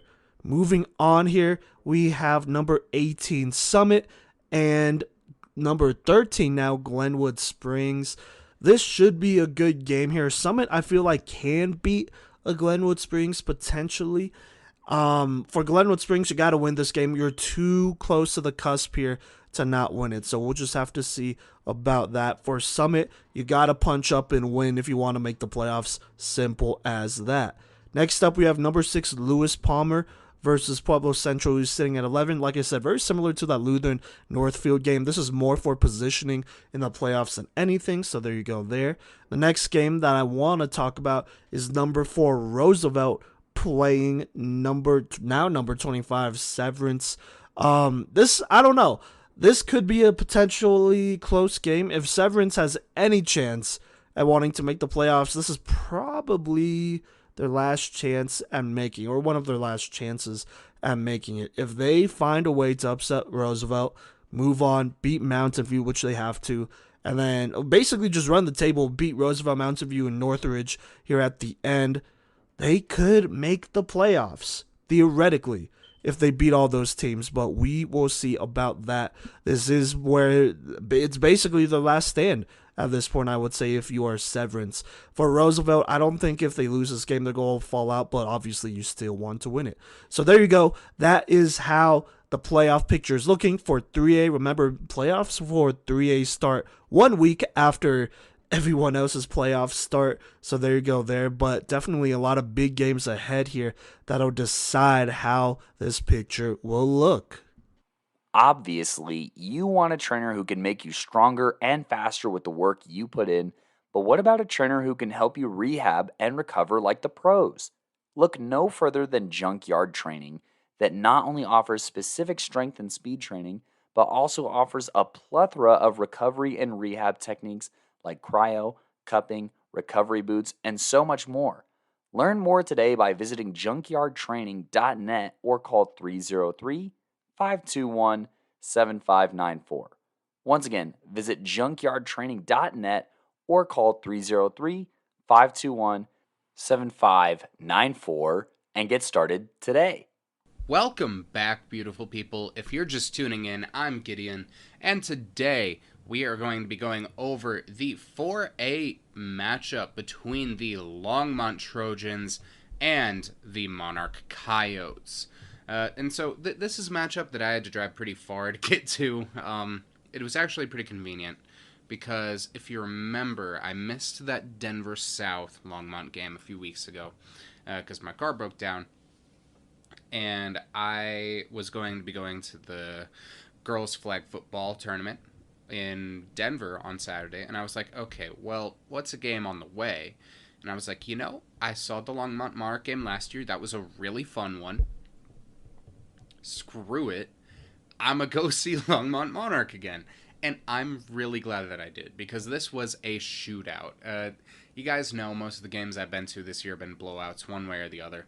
But this one was really, really solid. So let's start this off with Mohi's side of the story, where they elected to defer to the second half, where Leif Anderson, his kickoff was for about 45 yards, before Owen Mellish and Gavin Fagan shared a tackle. Next up, we see that Monarch allowed a 60-yard passing touchdown, which put them down 0-6 with about 10:30 left in the first. Archie Yan returned the kickoff for about 10 yards, and then Brody Gray ran for 5. After that, it was 3 and out, where Anderson punted for 35. Wyatt Carlucci and Lucas Holmberg each got tackles before Yan caught a fair catch on a punt. There was another 3 and out before Anderson punted for 35, and Andrew Martin got a tackle. Renyi Sievert got tackles back-to-back and then shared one with Rex Muldoon. Jan then got a punt return for 15 yards with some very jukey moves before 3 and out happened once more. Anderson's punt went for 40 again, and then Fagan got a tackle to end the first. In the second, Muldoon got a couple of back-to-back touchdowns before tackles by Yan and Thomas Perkins forced 3rd and 9. However, this did not end up mattering, as after another Jan tackle, the Yotes allowed a touchdown to go down 0-13 with 6:57 left in the half. Jan returned the kickoff for 25, Gray ran for 5 more, and then Riley Montemayor ran for 4 before a turnover on downs. After pass interference on a 45-yarder, Mellish was able to catch a bobbled pass on a lunge, somehow staying on his feet, stumbling a little bit, but returning it to the house for a 67-yard pick 6. This, plus a conversion from Montemayor to tight end Dylan Ernstrom, made it 8-13 with 5:48 on the clock. It was 4:54. I don't know how I mixed that up, but what I didn't mix up is that Perkins got a tackle and Sievert got a tackle for loss, along with Nico Sierra, before Mohai allowed another touchdown to go down 8-20 with 5 seconds left. Montemayor threw to Fagan for 15 and then again for 15 more, before Montemayor then passed to Gray for about 12. After multiple red zone incompletions, Anderson attempted a 27-yard field goal to make it 11-20 heading into the half. He then also kicked a 40-yard kickoff, but that didn't really end up mattering because there was like 1.2 seconds left. But Jan returned the opening half kickoff for about 30, but there was an illegal block, which made it so that Montemayor had to throw to Mellish for about 20 before Gray ran for 6. Montemayor then ran for 8 and then once more for a touchdown, which the conversion was no good on, so Monarch was down 17-27 with 7:55 left. Perkins got a tackle, and then Ren Sievert got a TFL before Fagan and Perkins shared one, followed by Mellish getting one of his own. This helped to force a turnover on downs where Montemayor would throw to Fagan for 9. Montemayor would then run for 7, but Monarch got put back on defense where Gray and Sierra shared a takedown. Otis Haynes got a tackle, and after controversial defensive blindside blocking call, which I'd never seen in person, I'd never seen it before, period, by the way. Monarch did allow another touchdown, now going down 34-17 with 8.2 seconds left in the third. In the fourth, Montemayor would run for 12, and then Gray would break away from the pack for a 45-yard ground gain, but an illegal block brought it back some. Gray would then run for 10, and Montemayor would throw to Mellish for a 20-yard touchdown to narrow the gap 24-34 against the Trojans with 10:05 left in the game. Anderson's kickoff went 55, and Muldoon got a tackle before Carlucci got his hands in the mix. And then Ren Sievert would get another of his own. Fagan got another tackle before the Yotes allowed another score to go down 41-24 with 7:27 on the clock. After that, we would see that Fagan would run for 4 and Montemayor would throw to Jan for about 6.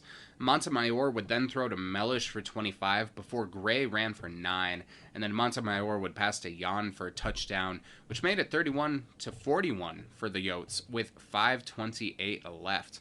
As we saw in the CSU game, that is a possible gap to overcome, but after Anderson's kickoff was a touchback and Antonio Beal got a tackle and a group tackle, Monarch had to take a timeout with 3:31 left on the clock.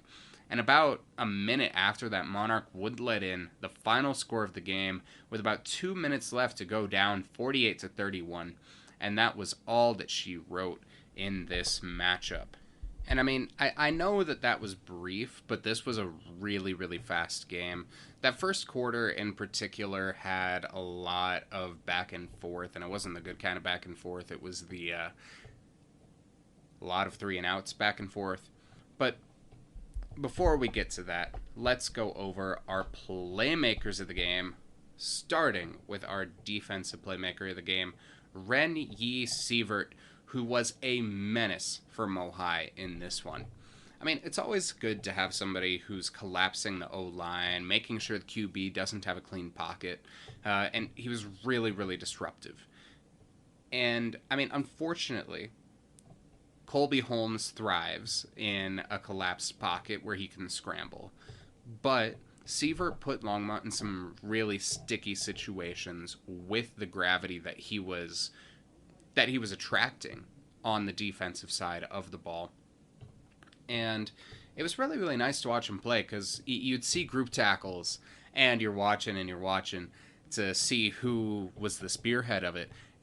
And he's the last guy that gets up and you're like, of course it is. Like halfway through the game, like I'd look to verify, but I'd have it in my head, okay, it's probably 77. It's probably Ren again getting in the mix there and stopping the offense from moving forward. So here is Sievert with his thoughts on being a disruptor on the high school level.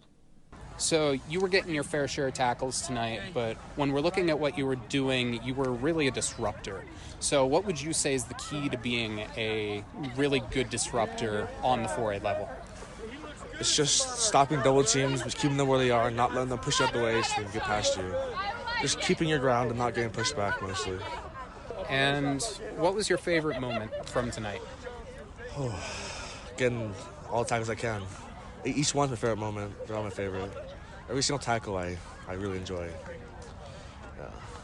And it's looking like you guys are probably going to have a playoff berth, but this is going to make it a little bit harder those last couple of games of the season. So what are you going to be doing to make sure the defensive intensity stays up so that you have as high of a chance as you can to make some noise? Lots of physical things I practice, like Oklahoma and one-on-ones, just keeping the physicality high and working on our stamina. Keep it up. Yeah. Thank you again, Ren Yi. Yeah, all around, really solid game from him there. And in a minute, when we're done with both teams' game summaries, we'll go over what the rest of the season looks like for both of these squads.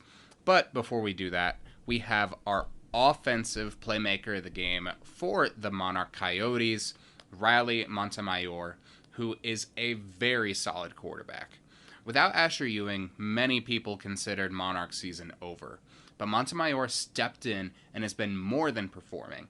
The senior quarterback had 283 passing yards on 14 completions, 2 touchdowns to 1 interception, and 57 rush yards with a touchdown in this game. All around, just as good of a performance as he can get from a quarterback there. Here is Montemayor with his thoughts on the season overall for the Coyotes.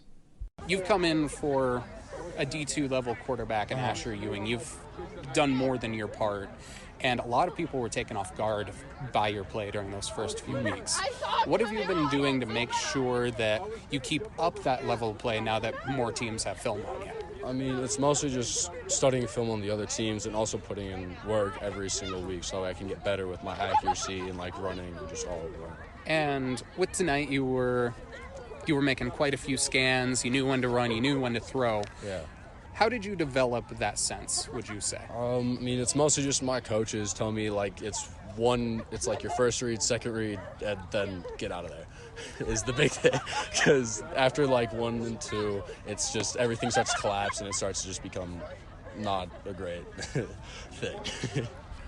Fair enough. Yeah.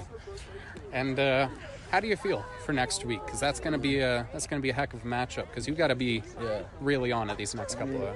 I think we're going to do good. I think this game, it was like we were really physical, and I think we learned like what we need to work on just all around, like because we just got to work tackling, defense, and then try not to come out flat in offense. Thank you again, Riley, for your thoughts there. And yeah, you have certainly overperformed what people thought, and taking this Monarch team to the playoffs is I mean, it's not like, when I say it's no small feat, you're stepping into enormous shoes, and you have filled them. And one guy who I believe has also been a really large contributor to the success of this Monarch team is our playmaker of the game, Owen Mellish, who was the best player for Monarch in this one, in my opinion. Mellish is exactly what you want in a receiver, and it's no wonder why he's being recruited to go D2. His speed, length, and instincts have put him in a very good position, and his two-way play in this game put him over the edge to get Playmaker of the Game for the Coyotes. So here is Owen Mellish on his 160 receiving yard, 2 touchdown, and 1 pick 6 game. So you came out here and you were dominating both ways. You got that pick 6 to really start to bring the momentum back into your favor. When you were looking at that play, what did you see that allowed you to, get that bobble from right out of the air and bring it to the house? Yeah, so we were in zone coverage there, and so I was looking at the quarterback. I saw his eyes go to that receiver, and I saw him break. And I made a play, cut back on him, and I was ready to make a tackle, and then I saw him bobbling it. I was like, oh, I could take this. And so it just fell literally right into my hands, and I was gone. And I don't know how long I've been waiting for a play like that. Scoring touchdowns on offense is fun, but I haven't been able to play too much defense this year. And so, it's my first game starting at corner, and so just getting that play and getting the momentum going for the team, and I think that's an unbeatable feeling. Yeah, that was an insane play.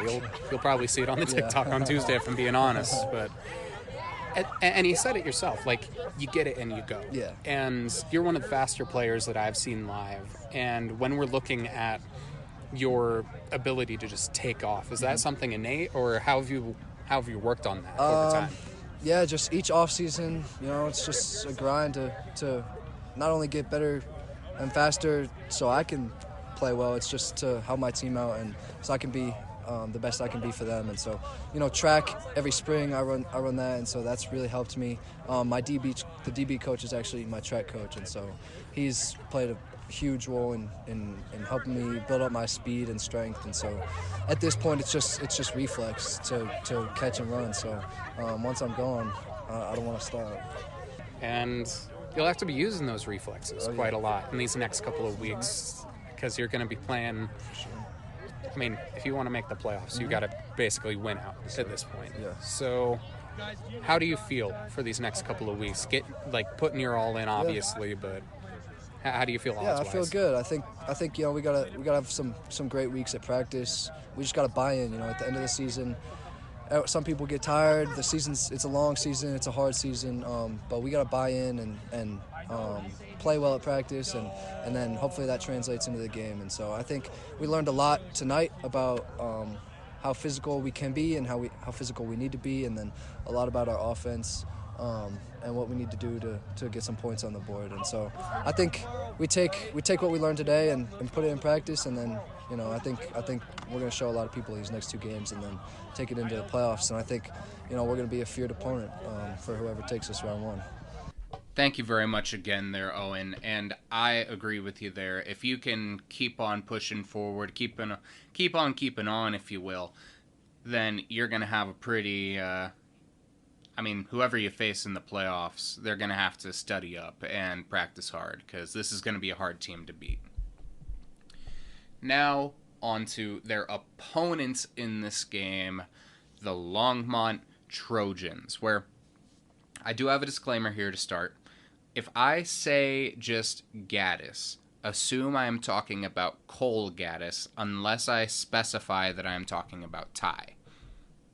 Because I realized when I wrote this, half of it, I just say Gaddis instead of Cole, and it is 10 p.m. on a Sunday, so I'm not going back and fixing that right now. But to start off this game for the Longmont Trojans, Colby Holmes returned the opening kickoff for 15 yards, and then Cole Gaddis ran for 8. Holmes then threw to Joey Foote for a 60-yard touchdown to put Longmont up 6-0 with 10:30 on the clock after the conversion failed. Ty Gaddis' kickoff then went 50 before Jaden Ramirez got a tackle. Isaiah Prospero took a man down before Cole Gaddis got a TFL. This helped to force a punt, but then Longmont went 3-and-out themselves. Joey Foote would punt for 25 before Kobe Derksen would get a tackle, and Hunter Knight would get one of his own, which helped force a punt, where Holmes went for 15 on the return. After another 3 and out, Foote punted for 35 again. Davis Pellet and Cole Gaddis each got a tackle. Prospero would get a TFL, and then Prospero got a sack. After a punt, Holmes would get 15 on a punt return and then throw to Derrickson for 11 to end the first quarter. Looking at the start of the second, Cole Gaddis would run for 4 and then 8 and then 5 in a really dominant streak before Holmes threw to Pellet for 8. Holmes would then scramble for 11, and after some illegal motion and offensive encroachment penalties, made it 1st and 20. Holmes would pass to Foote for about 10, and then Holmes would then throw to Parker Mills for 11 and a first down. Cole Gaddis would then run in a 10-yard tutty to make it 13-0 after Ty Gaddis hit the PAT with 6:57 left. Grant Cummins brought a man down, and then Prospero and Knight shared a TFL. Gaddis got a tackle, and after a timeout with 5:21 left, Knight helped to force a turnover on downs. On O, a long incompletion was saved by a pass interference call, but then a receiver bobbled a pass into the air that was taken back for a pick 6 and conversion, making it only a 5-point lead for the Trojans at 13-8 with 4:54 in the half. Holmes threw to Foote for 40, and then Gaddis ran for 8 and a first down. Holmes then ran in an 18-yard touchdown to make it 20-8 with 42 seconds on the board. Edgar Caldero got a pass deflection in the end zone and helped to force a field goal, keeping a 9-point Longmont lead at 20-11 heading into halftime. In the third, Cole Gaddis opened up things with a 70-yard run, followed shortly thereafter by a touchdown, which his brother hit the PAT for to go up 27-11 with 9:27 left. Ty's kickoff was a touchback, and then Levi Sheck got a tackle. Derrickson got one of his own, but after a tackle was a late hit, Longmont allowed a tutty to make it 27-17 with 7:55. After Holmes returned the kickoff for 15, he threw to Foote for 15 more. Cole ran for 6, but after a delay of game, Longmont was on 3rd and 14 and had a turnover on downs. Cole got a tackle, as did Knight, before Logan Johnson managed to snag a pass out of the air, returning it for 33 yards. Cole ran for 5 again, but after an illegal procedure call, Holmes had to scramble for 10. Cole then put in a touchdown to go up 34-17 with 8.2 seconds in the third. Ty then had a touchback to end the third quarter. Opening the final frame of this one, Cummins got a tackle, and then Cole did the same before Sheck stopped a touchdown with a tackle of his own. After Cole got one more, Longmont allowed a score to make it 34-24 with 10:05 on the board. After an illegal block on Holmes' 25-yard return, Cole would run for 50 and then for 9 more, and then Holmes would carry for 5, allowing Cole to put in his 4th touchdown of the night. And with Ty hitting the PAT, it was 41-24 with 7:35 left. Cole and Ty got back-to-back tackles before Sheck got one of his own. Ramirez got in on the action before a timeout with about 6 minutes left, and then Sheck and Cole shared a tackle for a loss. This was before Longmont allowed another touchdown with 5:28 left to make it 41-31. Cole ran for 7, and then Holmes threw to Foote for 45 before Cole got one more touchdown to make it 48-31 with about 2 minutes left. Braden Bailey got a sack, and Cole got a tackle to close it out as time expired in this matchup. And all around, really, really entertaining there. Really, really fast-paced. A lot of big plays. A lot of small plays, too. If you guys ever notice minor skips in between time, or big skips in between timestamps, that's because, like, there were a bunch of little plays. But I'm trying to shorten down my coverage. And, saying, oh, Gaddis got a 1-yard run doesn't... It takes up much more time than you would imagine if you do it 30 times every episode. But back to the players. Looking at our defensive playmaker of the game, we have Isaiah Prospero. Prospero is exactly what you want in a lineman. The 6', 225 tackle brought his experience to the forefront, making sure that not a play went by where he didn't get a hand in. He ended this one officially with 5 tackles and a sack, but much like Shevert, the line collapsed where he exerted his will. And all around, Prospero had a really, really solid game in this one. And here's Prospero on his performance in this matchup. If I remember correctly, you got that sack early on in the game. That really helped to decide the flow of this one.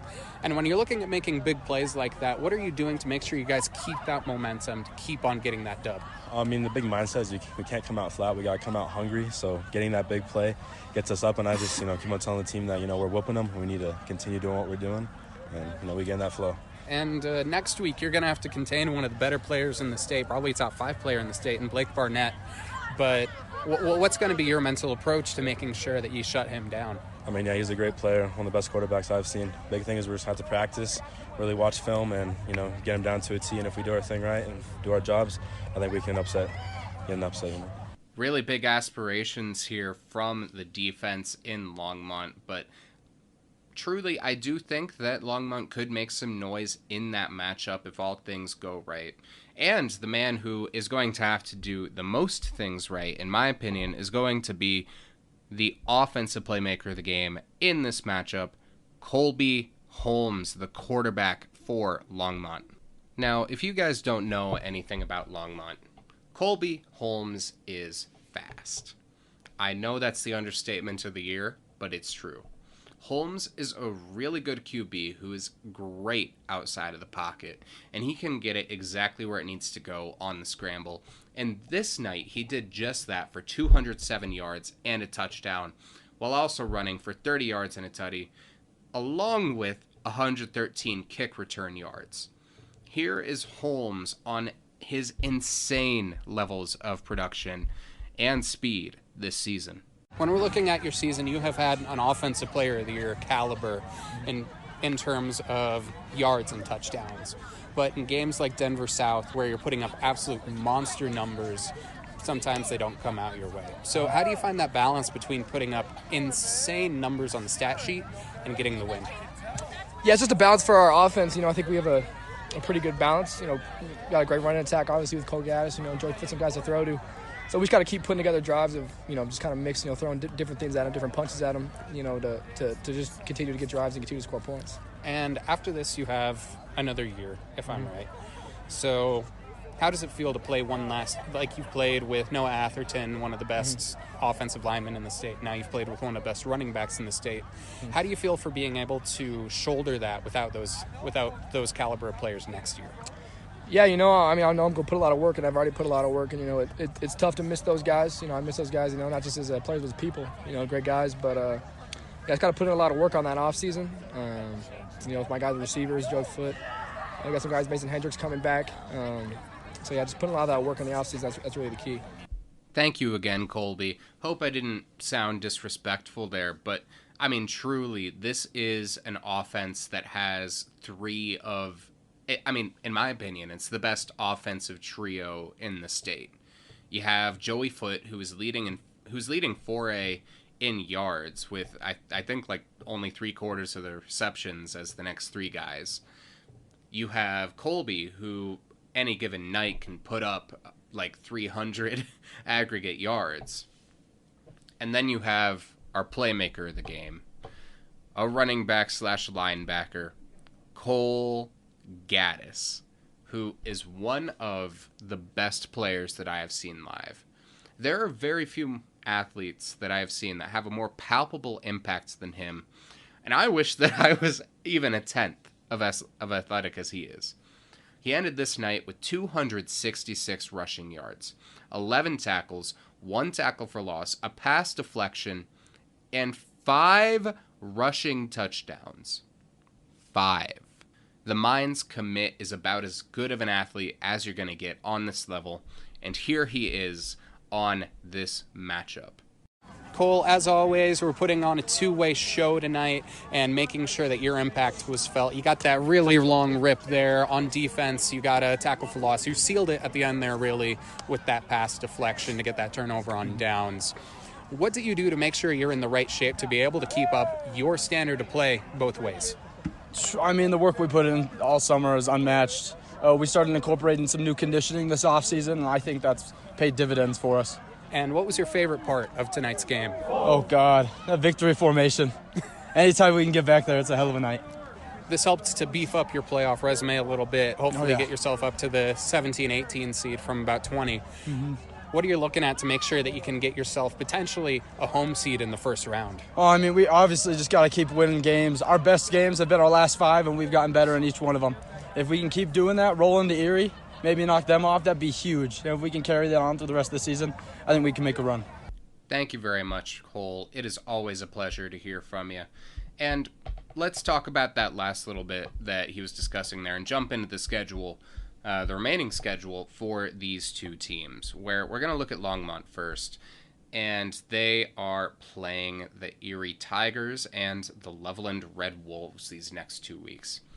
Now, both Isaiah and Cole touched on going into Erie and beating them, which it's going to be a tall task, but I think it is actually possible. Erie, they are the 2 seed, but Longmont has a lot of offensive versatility. So all it takes is an off day from Blake Barnett, and all of a sudden you're looking at a potential, keep in mind, this is a potential upset. It would be very, very cool to see. I hope that they're able to pull it off. But after that, they have Loveland on the schedule, which I honestly do think that Longmont's going to win that. Like, as Cole said, they've been getting better every game for the past 5 games. Starting with Denver South, where they make that like 28-point comeback that only falls short by a possession. You have them beating Far Northeast. They down Skyline, Greeley West, and Silver Creek, which, yes, those are not good teams. But then you see them come into their league schedule in Monarch and just keep rolling, putting on a show. And Loveland has been very, very shaky this year. They're relying on a few guys in particular. And Longmont, Loveland's the kind of team that implodes. You saw it against Pomona. You saw it against Thompson Valley. Longmont is the type of team designed to capitalize on those weaknesses with a strong run game and a dynamic air game and a pretty solid defense, by the way. And I would be remiss if I didn't mention really solid blocking by Ethan Atherton the entire night. He's really continuing to improve the way that I hoped he would. But truly, I do think that Loveland game is very, very winnable for Longmont. And if they're able to pull that out, I think they're going to go 1-1 for the rest of the season, realistically. Which puts them at a closing record of 6-4. So matching last year's record, but still pretty solid. They've just had a lot of fight in them since that Windsor game in Game 2 of this season. Monarch, on the other hand, they're also going to finish 6-4 because their remaining games are Greeley West and Silver Creek. Monarch, I know I just talked about Longmont for a while, but do I really need to analyze why you're going to win against Greeley West and Silver Creek?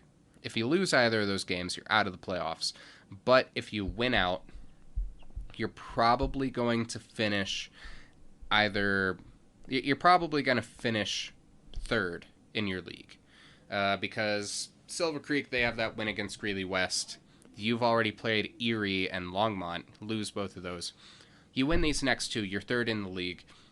You'll probably secure yourself a lower playoff spot, probably a seed between 24 and 20. But a playoff spot is a playoff spot. You can't be mad with that. Like, especially with a backup quarterback helming you the entire year. Nothing against you, Riley. But with the expectations that were on you, being in this situation is something that a lot of teams would be begging to have a chance at. So, all around, really, really fun game. I'm glad I was able to watch this. I'm glad that I was able to watch all these guys. Owen, Riley, Cole, Isaiah. I was really glad I was allowed to see you guys one last time before you guys head into the playoffs and off into the rest of your college careers and lives. So we're starting to get to the point of the year where the sign-off is going to be. I hope that all of you have a good time at whatever the next step is in your life. I hope that you're all able to find success and peace in this weird, weird world. Stay safe, don't die, stay hydrated, and don't get captured. And I'll see you all on the next episode. Well, I'm not in the flag football one very much, but I'll see you all either tomorrow or this coming Tuesday. Peace. All right, Coach V here. Let's keep it rolling. I got 4A Week 8 here. Let's talk about it here. So, starting on Thursday, October 12th, Grand Junction upsets Bear Creek 43-35. Will Applegate with a great performance here, a Playmaker of the Week potential performance here. 9 of 13, 136 passing yards, 4 touchdowns, 100 rushing yards, and 1 rushing touchdown to upset Bear Creek 43-35. Thomas Jefferson takes care of Liberty 48-10. Dimitri Herambopoulos 10 of 14, 207 passing yards, 2 touchdowns, 131 rushing yards, and 2 rushing touchdowns in a win there. Fruita Monument blows out Aurora Central 54-0. Erie takes care of Silver Creek 53-6. Windsor downs Greeley West 48-6. Brady Lichtenberg 142 rushing yards, 2 rushing touchdowns in that one. Loveland takes care of Skyline 49-0. Trey Olson with a great game. Only 3 carries, but it went for 107 yards and 3 touchdowns, which is crazy. That means he scored on every single carry, so there you go there. I also had 3 receptions for 61 receiving yards in that one as they take care of Skyline. Centaurus blows out Thornton 44-0. Chance Wood with a great game. 9 of 11 for 274 passing yards and 5 touchdowns. Travis Miney, I want to say, 4 receptions, 131 receiving yards, 3 touchdowns in a big win there. Moving on to Friday the 13th. Interesting enough, Stanley Lake forfeits to Heritage. That'll probably hurt them as far as making the playoffs go. They are currently sitting at 4-4, so that's where things are definitely interesting. So we'll see about that. Heritage now 5-3, but definitely an interesting deal there. Montrose blows out Coronado 57-8. Ponderosa does something similar to Far Northeast 49-7. Gateway does something similar to Hinckley 69-0. And then we have finally a close game here. Vista Ridge versus Cheyenne Mountain. This was a close one here, but Vista Ridge survives and wins 42-32. It looks like they were without originally starting quarterback Zayden Stevens, and it was Ben Noblet who went in and played pretty well here.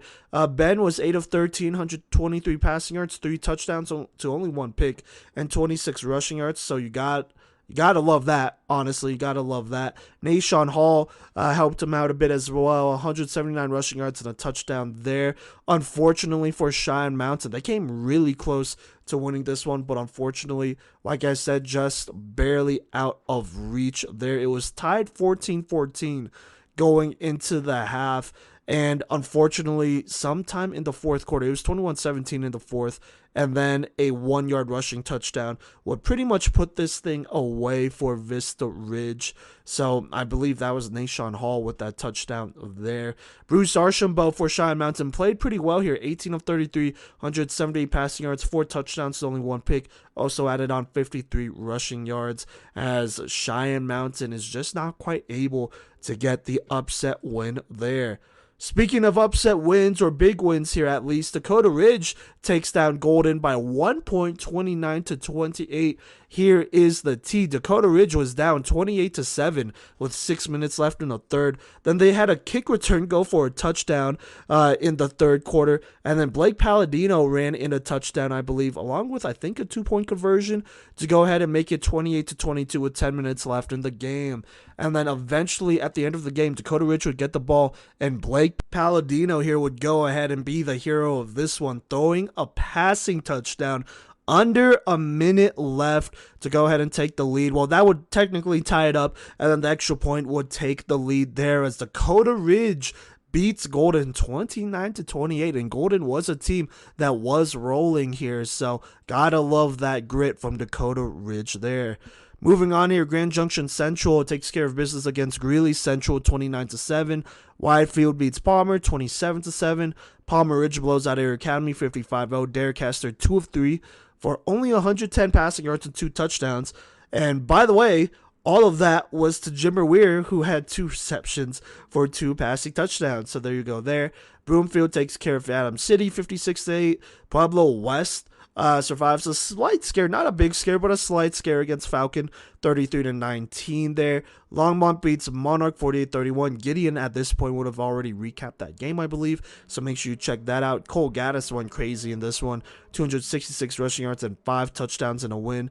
Mesa Ridge beats Rampart pretty easily, 47-21, and that'll cap off all the Friday games. Moving on to Saturday, October 14th, only one game here, Denver South versus Vista Peak, and South wins this one barely, 20-12 here. J.R. Felipe, kind of an interesting game, 9 of 18 for 132 passing yards, 3 touchdowns, so 3 picks. So there you go there. Orlando Guevara doing a lot of damage through the air here, 7 receptions for 106 receiving yards and 2 touchdowns as Denver South wins here, a big one for them over Vista Peak. Now, let's go ahead and look at the seeding index. At the time I am recording this, it is Sunday, October 15th. So the Max Preps rankings haven't been updated yet, so it probably will. So some of the rankings will be slightly off. So there you go there. But starting at number 1 still is Palmer Ridge. Number 2 still is Erie. Number 3 now is Montrose. 4 Broomfield. 5 Heritage. 6 Thomas Jefferson. 7 Golden. 8 Mesa Ridge. 9 Vista Ridge. 10 Dakota Ridge. 11 Pueblo West. 12 Fruita Monument. 13 Loveland. 14 Ponderosa, 15 Windsor, 16 Grand Junction Central, 17 Denver South, 18 Rampart, 19 Longmont. Sitting at 20 right now is Stanley Lake, 21 is Monarch, 22 is Falcon, 23 is Bear Creek, and at 24 is Widefield. Let me talk about the teams that are just outside looking in here. At 25, at 2-6 is Vista Peak. Similarly is Far Northeast at the same record, who's at 26. 27 is Air Academy. 28 Centaurus. 29 now is Grand Junction.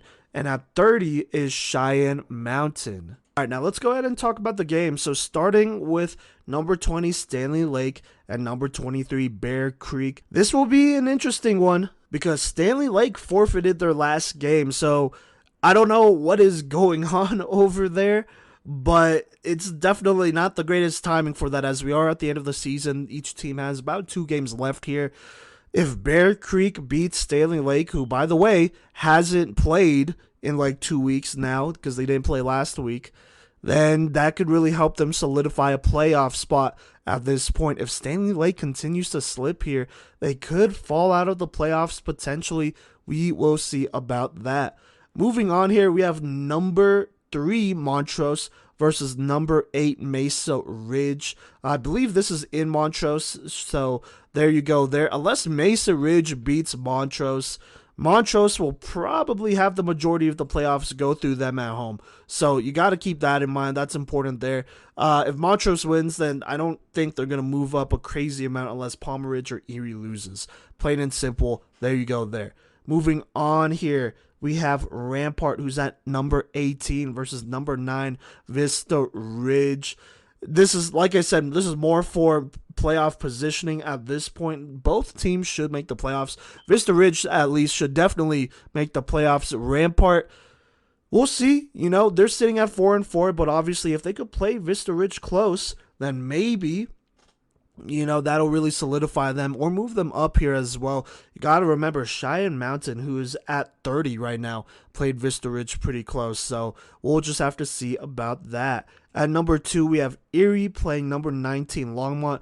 Erie should definitely win this one, but if anything, this will affect playoff rankings. Then we have number 22 Falcon playing number 27 Air Academy. This is a must win for Air Academy at this point. They need to win this game to make the playoffs, or at least have the best chance at making the playoffs. This wouldn't guarantee anything, but if they win this one, that could put them in that playoff conversation. And then they do play Rampart at the end there, so there you go there. Falcon, they're at 3-5, so they do have a losing record, but they are currently slated here at 22. And that's because they played a lot of teams close, by the way. So if they could beat Air Academy, this will probably solidify their spot in the playoffs. They do play Mesa Ridge at the end of the season. I don't think that's going to be a win for them. And so if you're Falcon, you want to get as close to 500 as possible to really solidify that standing there here in the playoffs. Currently, they're still in, but they got to win. They continue to win to solidify that here. I don't think they're quite safe yet here. Now, next game I want to talk about is number 15 Windsor at number 13 Loveland. Loveland is probably favored in this one, but this will probably affect rankings more than anything and be a chance for, well, not Loveland to move up, but for Windsor to move up here near the end of the season, considering they play Grand Junction Central, and I mean, they're already ahead of them currently by 1, but still ahead of them right now. So there you go. Obviously, you want to continue to play and compete here so you could jockey for a good position in the playoffs. Moving on, and I don't know about this one. This one will be interesting, but we have number 1 Palmer Ridge playing number 30 Cheyenne Mountain, so it's very different here. I don't think Cheyenne Mountain could upset Palmer Ridge. I'm just going to say that. Who knows, right? But here's the thing. For Cheyenne Mountain, you want to play them as close as possible. If they do, then their hopes could still be alive. It could definitely still be alive here.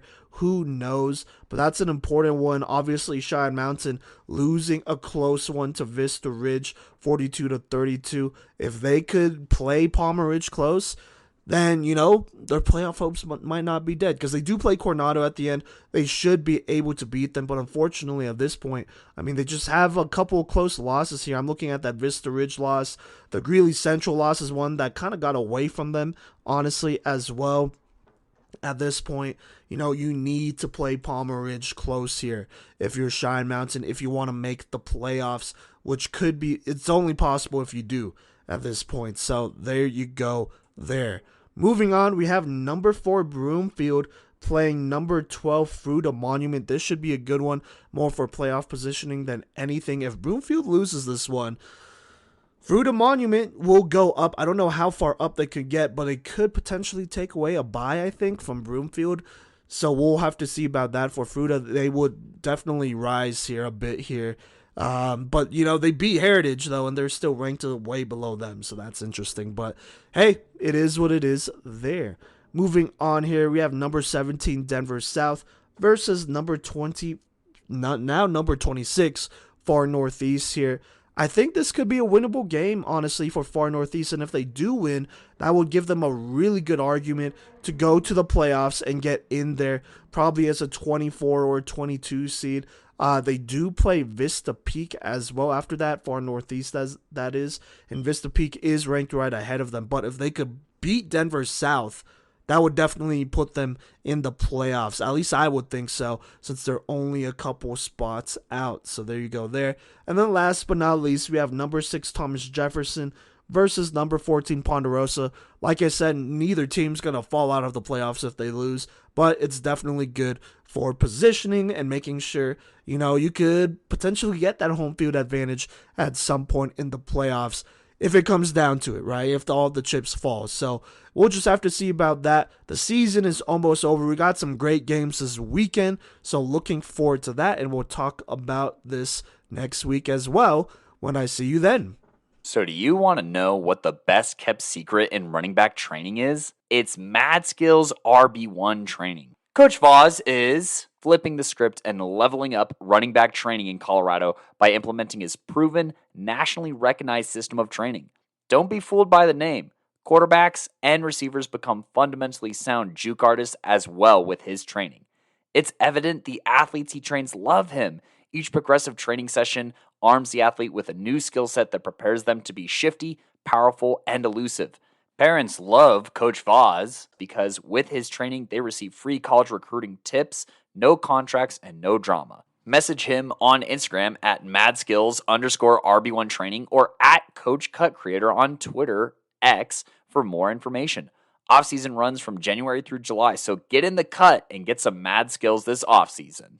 What is going on, everybody? Gino here, and I am back with another 5A game of the week between a couple of top 10 teams in the state, that being the Legend Titans and the visiting Pine Creek Eagles.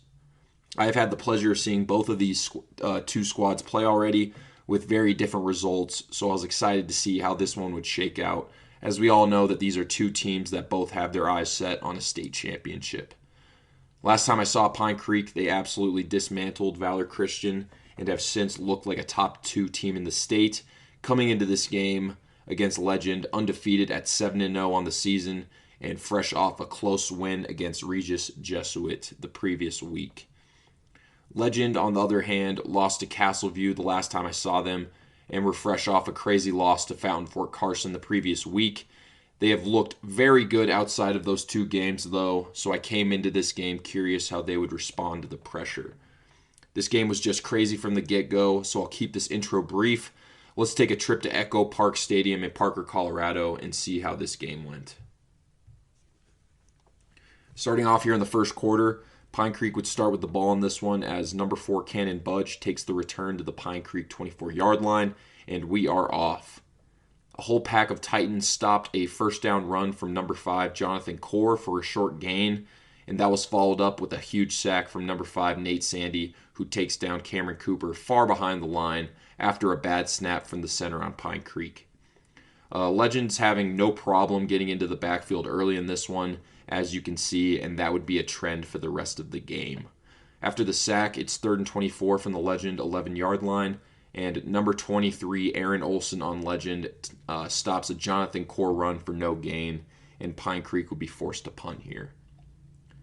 A roughing the kicker penalty on the punt on Legend puts them at the Pine Creek 47-yard line to start their first drive of the game.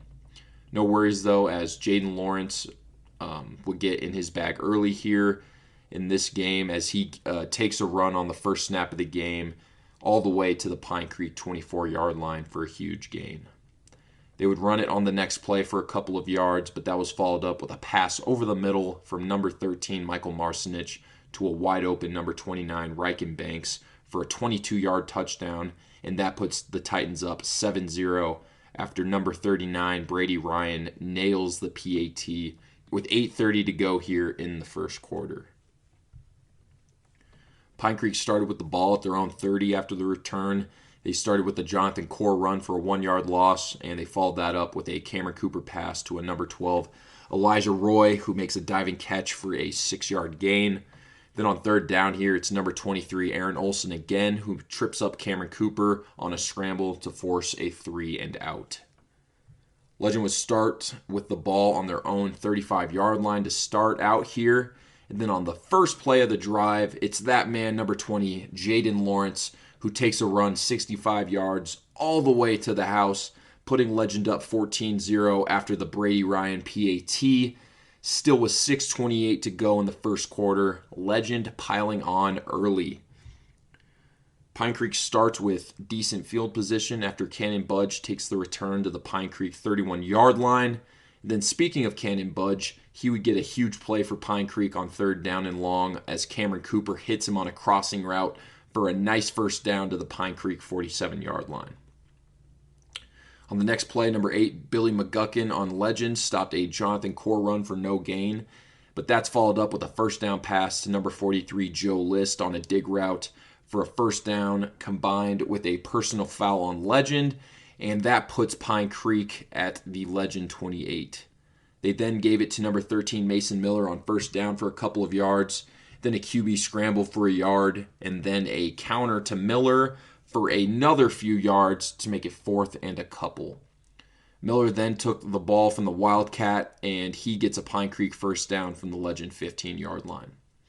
A couple of plays later, on 3rd down, Cameron Cooper takes the snap from the shotgun with Core on his left, setting up for a screen pass. Cooper hits Core, and he runs down the sideline and sneaks his way in for a Pine Creek touchdown. It is now 14-7 Legend after Core hit the PAT with 1:26 left in the first quarter. A lot of scoring early in this one. Legend would start with the ball at the 20 after number 3 Jeff Baca called for the fair catch. On 1st down, Marcinich hands it off to Reichenbanks, who takes it for a first down at the Legend 32-yard line. On 1st down, number 22 Alex Martinez gets a 5-yard run. On 2nd, Legend sends a receiver in motion, and Marcinich would drop back to pass, and the pass is nearly picked off by Pine Creek, but no worries for Pine Creek here, as on 3rd down, Marcinich drops back to pass again, and he is hit hard on the play, and number 22 Justice Nicholson on Pine Creek picks off the pass as it hangs in the air after the hit. Pine Creek starts with the ball here after the pick on their own 45 after a false start flag on 1st down.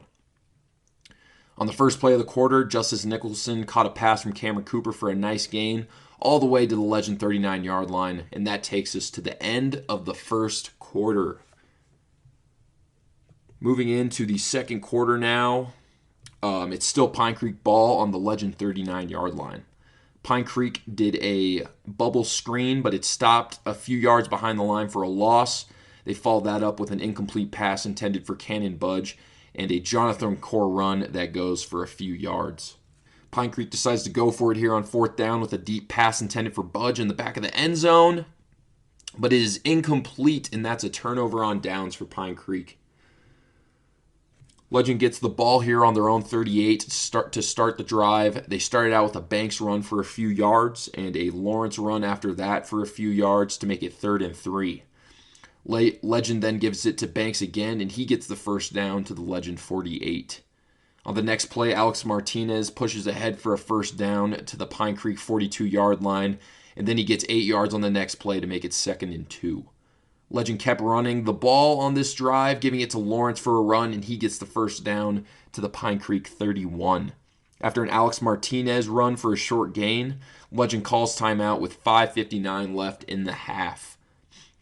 Legend came out of the timeout feeling good as Marcinich lobs it up over the middle to a wide-open Jaden Lawrence, and he takes that one all the way to the 2-yard line. A couple plays later, Alex Martinez would run it up the middle for the touchdown to put Legend up 21-7 after the Brady Ryan PAT, still with 4:48 left in the half.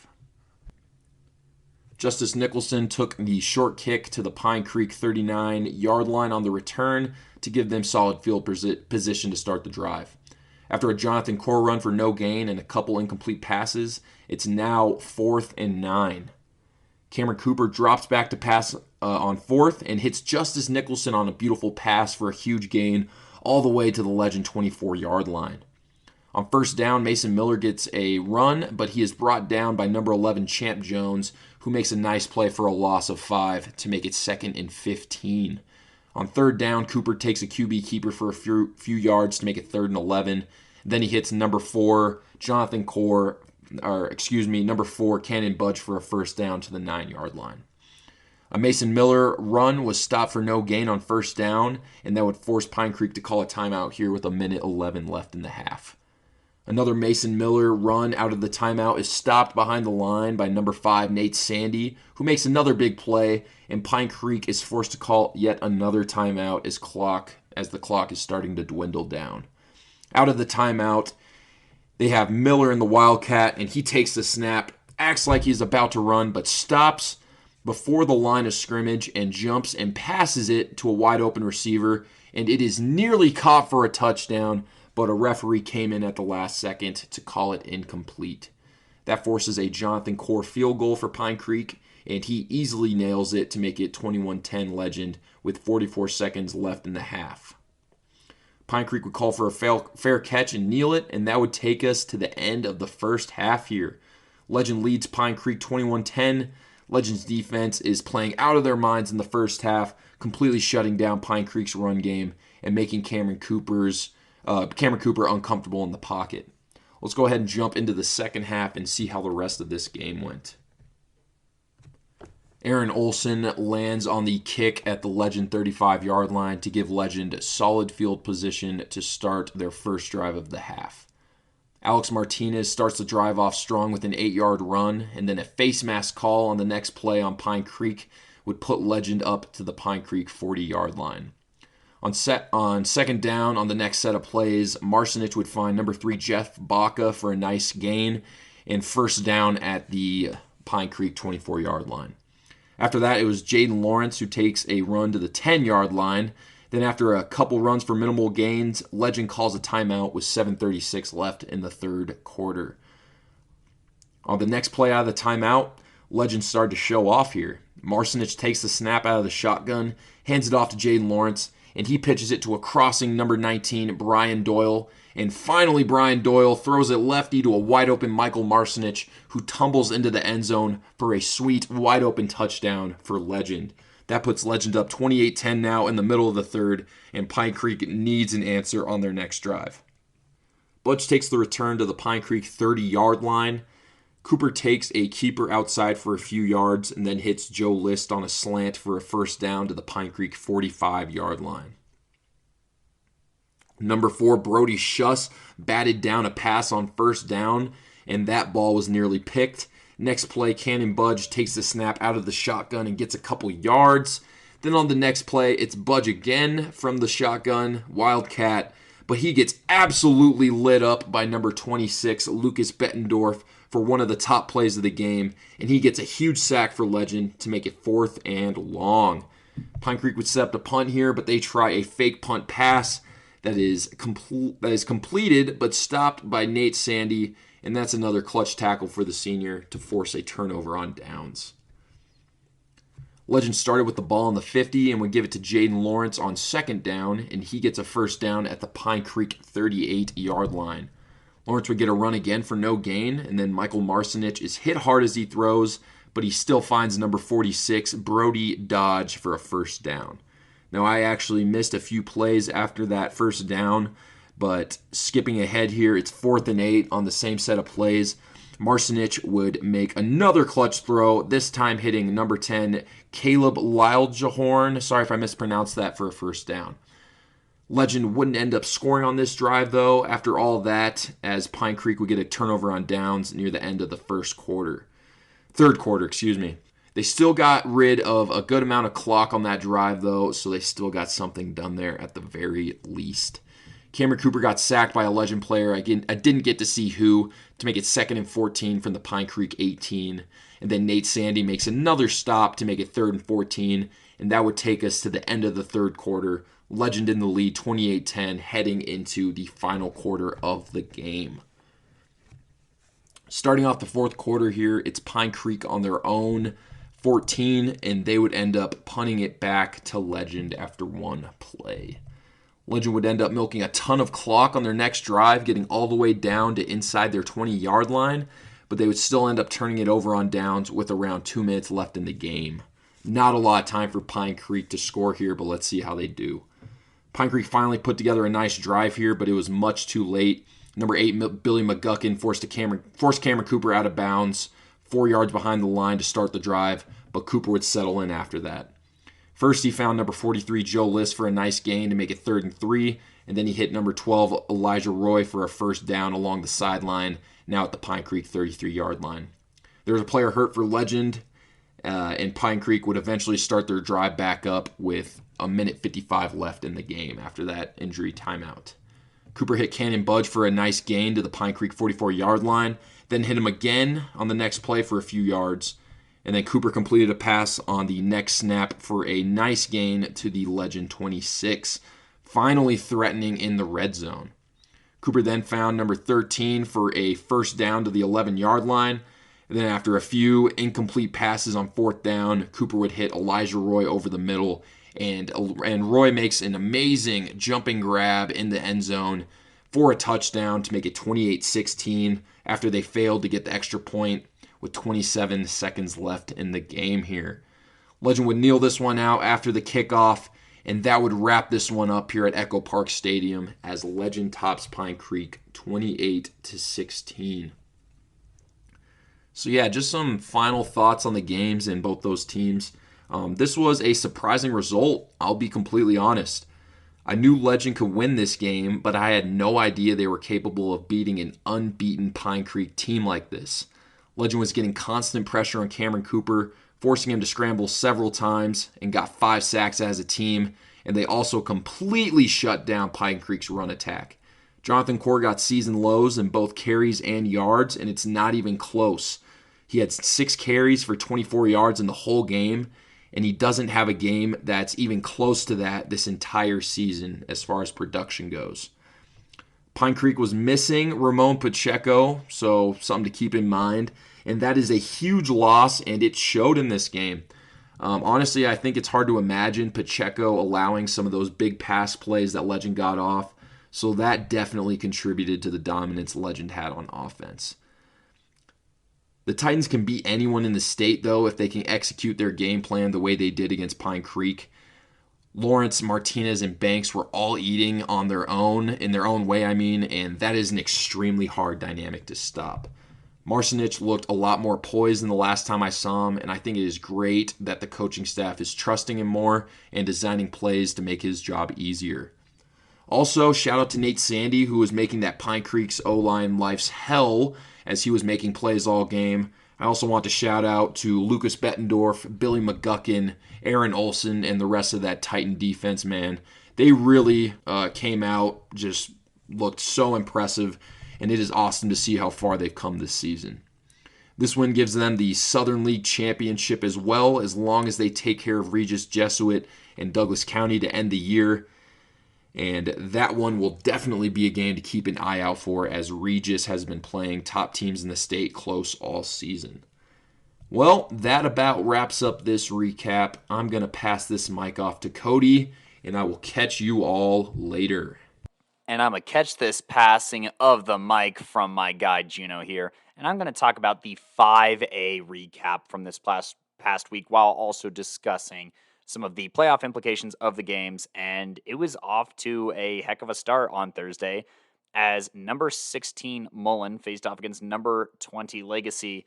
And that would not remain the same by the end of the night, as the Lightning rode a 28-12 halftime lead to an easy second half and ultimately win 35-12.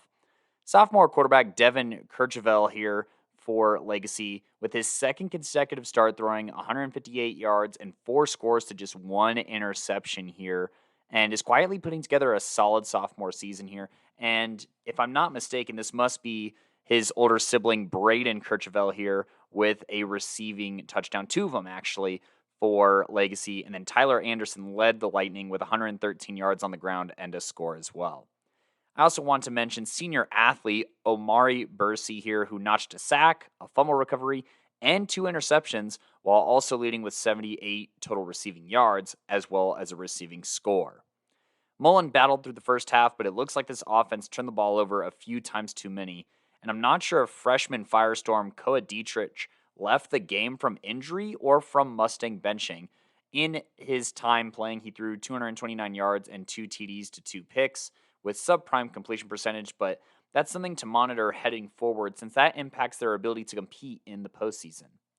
And as I mentioned before, Mullen and Legacy here do-si-do and swap spots straight up, with Legacy now being the number 16 seed at 4-4 and Mullen at 20 with the same record that I believe would set up Legacy with a home game in round 1. Now, Mullen draws Prairie View. That should be a win, but could be a spoiler if they're not careful. And Legacy has Horizon next week. Horizon, who just played, spoiler, on Saturday. More on that game later. In other Thursday action, Chatfield 50-burger to Lakewood 55-6. Jake Jones with another 200-plus yard 4 TD passing effort. Drew Rollman with 134 yards receiving. Goose Shelp with 2 picks, including one of those being taken back to the house, and a forced fumble. And then Reed Narva came back and had a fumble recovery. It did not have an impact on the Chargers' number 14 seed and Lakewood's elimination from the playoffs that already happened before. Ralston Valley here won 48-7 over Pomona. Logan Madden posted a 146.8 QBR with 3 passing touchdowns here. And, Brady Weldon ran for 125 and 3 scores. Jack Hansen had a pick and 2 receiving scores. So after scoring 21 in each of the first 2 quarters, it was an easy evening for Rouseland Valley, who retains their number 5 spot, and Pomona slides down to 27 at 0-8. Rouseland Valley only has one major game left, and that's against Chatfield, that if they lose might knock them out of the top 8. Arapahoe here scores a pair of touchdowns in each quarter en route to a 56-7 rout over Cherokee Trail. Trajan Frazier, 15 carries, 100 yards, and scoring every 3 carries, which means if you do that math right, quick division here, 5 total rushing touchdowns for Trajan Frazier here. And then sophomore Jaden Tackett also got in and had a chance to show what he's got with 105 rushing yards and 2 scores. Arapahoe maintains their number 4 spot and bye chances, while Cherokee Trail stays at number 19 with RPI matchups even with a losing record. Arapahoe has a big showdown with number 1 Creek that I will be attending that could potentially shake things up, and Cherokee Trail continues to have tough opponents with Grandview, and I don't really think that they'll still slide a lot, if at all, with a loss. Littleton West beat Arvada West 42-14 and stays at 3. Arvada West, in their news here, is at 21 and probably have their largest remaining game against Pomona. That sounds very weird to say, but it kind of is a must-win to stay in the playoffs, especially with Pomona at 27. They're arguably within striking distance of just straight-up swapping spots with the strength of schedule, even though that would be insane and kind of horrible. Mountain Vista stands strong and keeps their number 6 spot on Friday with a win over Castleview here.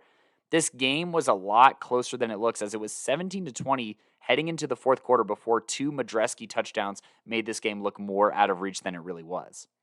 Now, despite his counterfeit being Madresky throwing for 343 yards and 3 touchdowns while rushing for 1, Derek Gordon was really good as well Friday, going 31 of 38 for 295 yards and a score while punching in 1 on the ground on his own terms as well. Chikai Mack was a huge go-to target for the Golden Eagles with 8 receptions and a team-high 137 yards. And then Sean Conway led with 2 receiving touchdowns on his 8 receptions for 82 yards. And Japri Jennings also got himself 1 as well. SaberCats defense was in Austin's Grill all night and did force 1 Sam Harry interception on one of the 9 hurries, assumingly, while also getting a fumble recovery to keep this game close. Now, despite Mountain Vista's win, this did not impact either of the team's standings in the CHSAA seeding index, as Mountain Vista remains at 6 and Castleview remains at 10. In a big league game, Denver East beat Overland 24-6. It was 21-0 before Overland got a Jarius Ward touchdown with 5 minutes left, and it was basically already over by that point, as the Angels had secured the bag here through fantastic defense. Landon Holloway had 4 TFLs. DJ Crow and MJ Daly both had 3. DJ Crow actually having 2 sacks as well here. And in addition to that, they also got some help from Elijah West and Sean Campbell, both rushing for over 100 yards. It is worth noting that McDonald, the sophomore quarterback for Denver East, who posted 86-plus QBR 5 out of 6 times to start the season, hasn't been able to break 50 over these last 2 weeks and has struggled with completion rate and interceptions. Overland's playoff hopes are not in their hands anymore at number 26, and they don't really play anyone good enough to get in unless they beat Doherty and catch some serious breaks ahead of them. They might be watching the postseason from the couch after this game. Denver East, however, has an interesting matchup with them up ahead with Westminster, but should finish 8-2. And if the season ended today, they would get another shot at Rock Canyon in round 1, who they lost to earlier this season. Speaking of that league, Doherty and Westminster, both those teams that I just mentioned, played each other, and Doherty won 70-34. And I believe Solomon Latimer, one of the stud senior receivers in this class, had 5 receiving touchdowns, going absolutely ballistic. But, I think that this loss ends any of Westminster's hopes of playoffs, barring a wild upset over Denver East next week, since they did drop to 31. And Doherty may have gone up to 28, but their chances of playoffs still feels like 0. Pooter runs over Boulder 40-3, but both teams will not make the postseason. And then we have an upset alert here on Friday, everybody. Douglas County over Fountain Fort Carson here. And just like I said last week, the Huskies were capable of pulling off an upset and sneaking in, and they jumped from 30 to 22 with a win over, at the time, number 8 Fountain Fort Carson. Shout out to Jake Stonebreaker, who ran the ball 30 times for 202 yards and 2 scores. Defensively, Darius Washington and Garrett Griffin were in the backfield often, combining for 6 TFLs and 21 total tackles between them. Darius Cofield Washington also having recovered a fumble and scored off of it, so huge defensive performance from the Huskies. Now, Fountain Fort Carson did also get a solid defensive performance with a scoop and score from Terrence Coleman, and Matthias Price did his thing, 140 yards on 25 carries. But this offense without Colton Kamba just isn't what it once was, and they struggle, only putting up 10 points here, and they were given fits by this Douglas County run defense.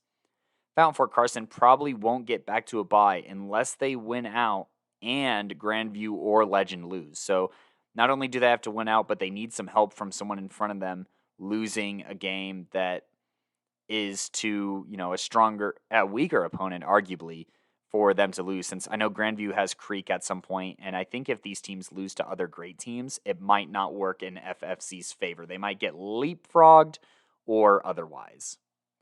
Now, Douglas County might be able to make the postseason at 4-6 with strength of schedule if they play Pine Creek and Legend close.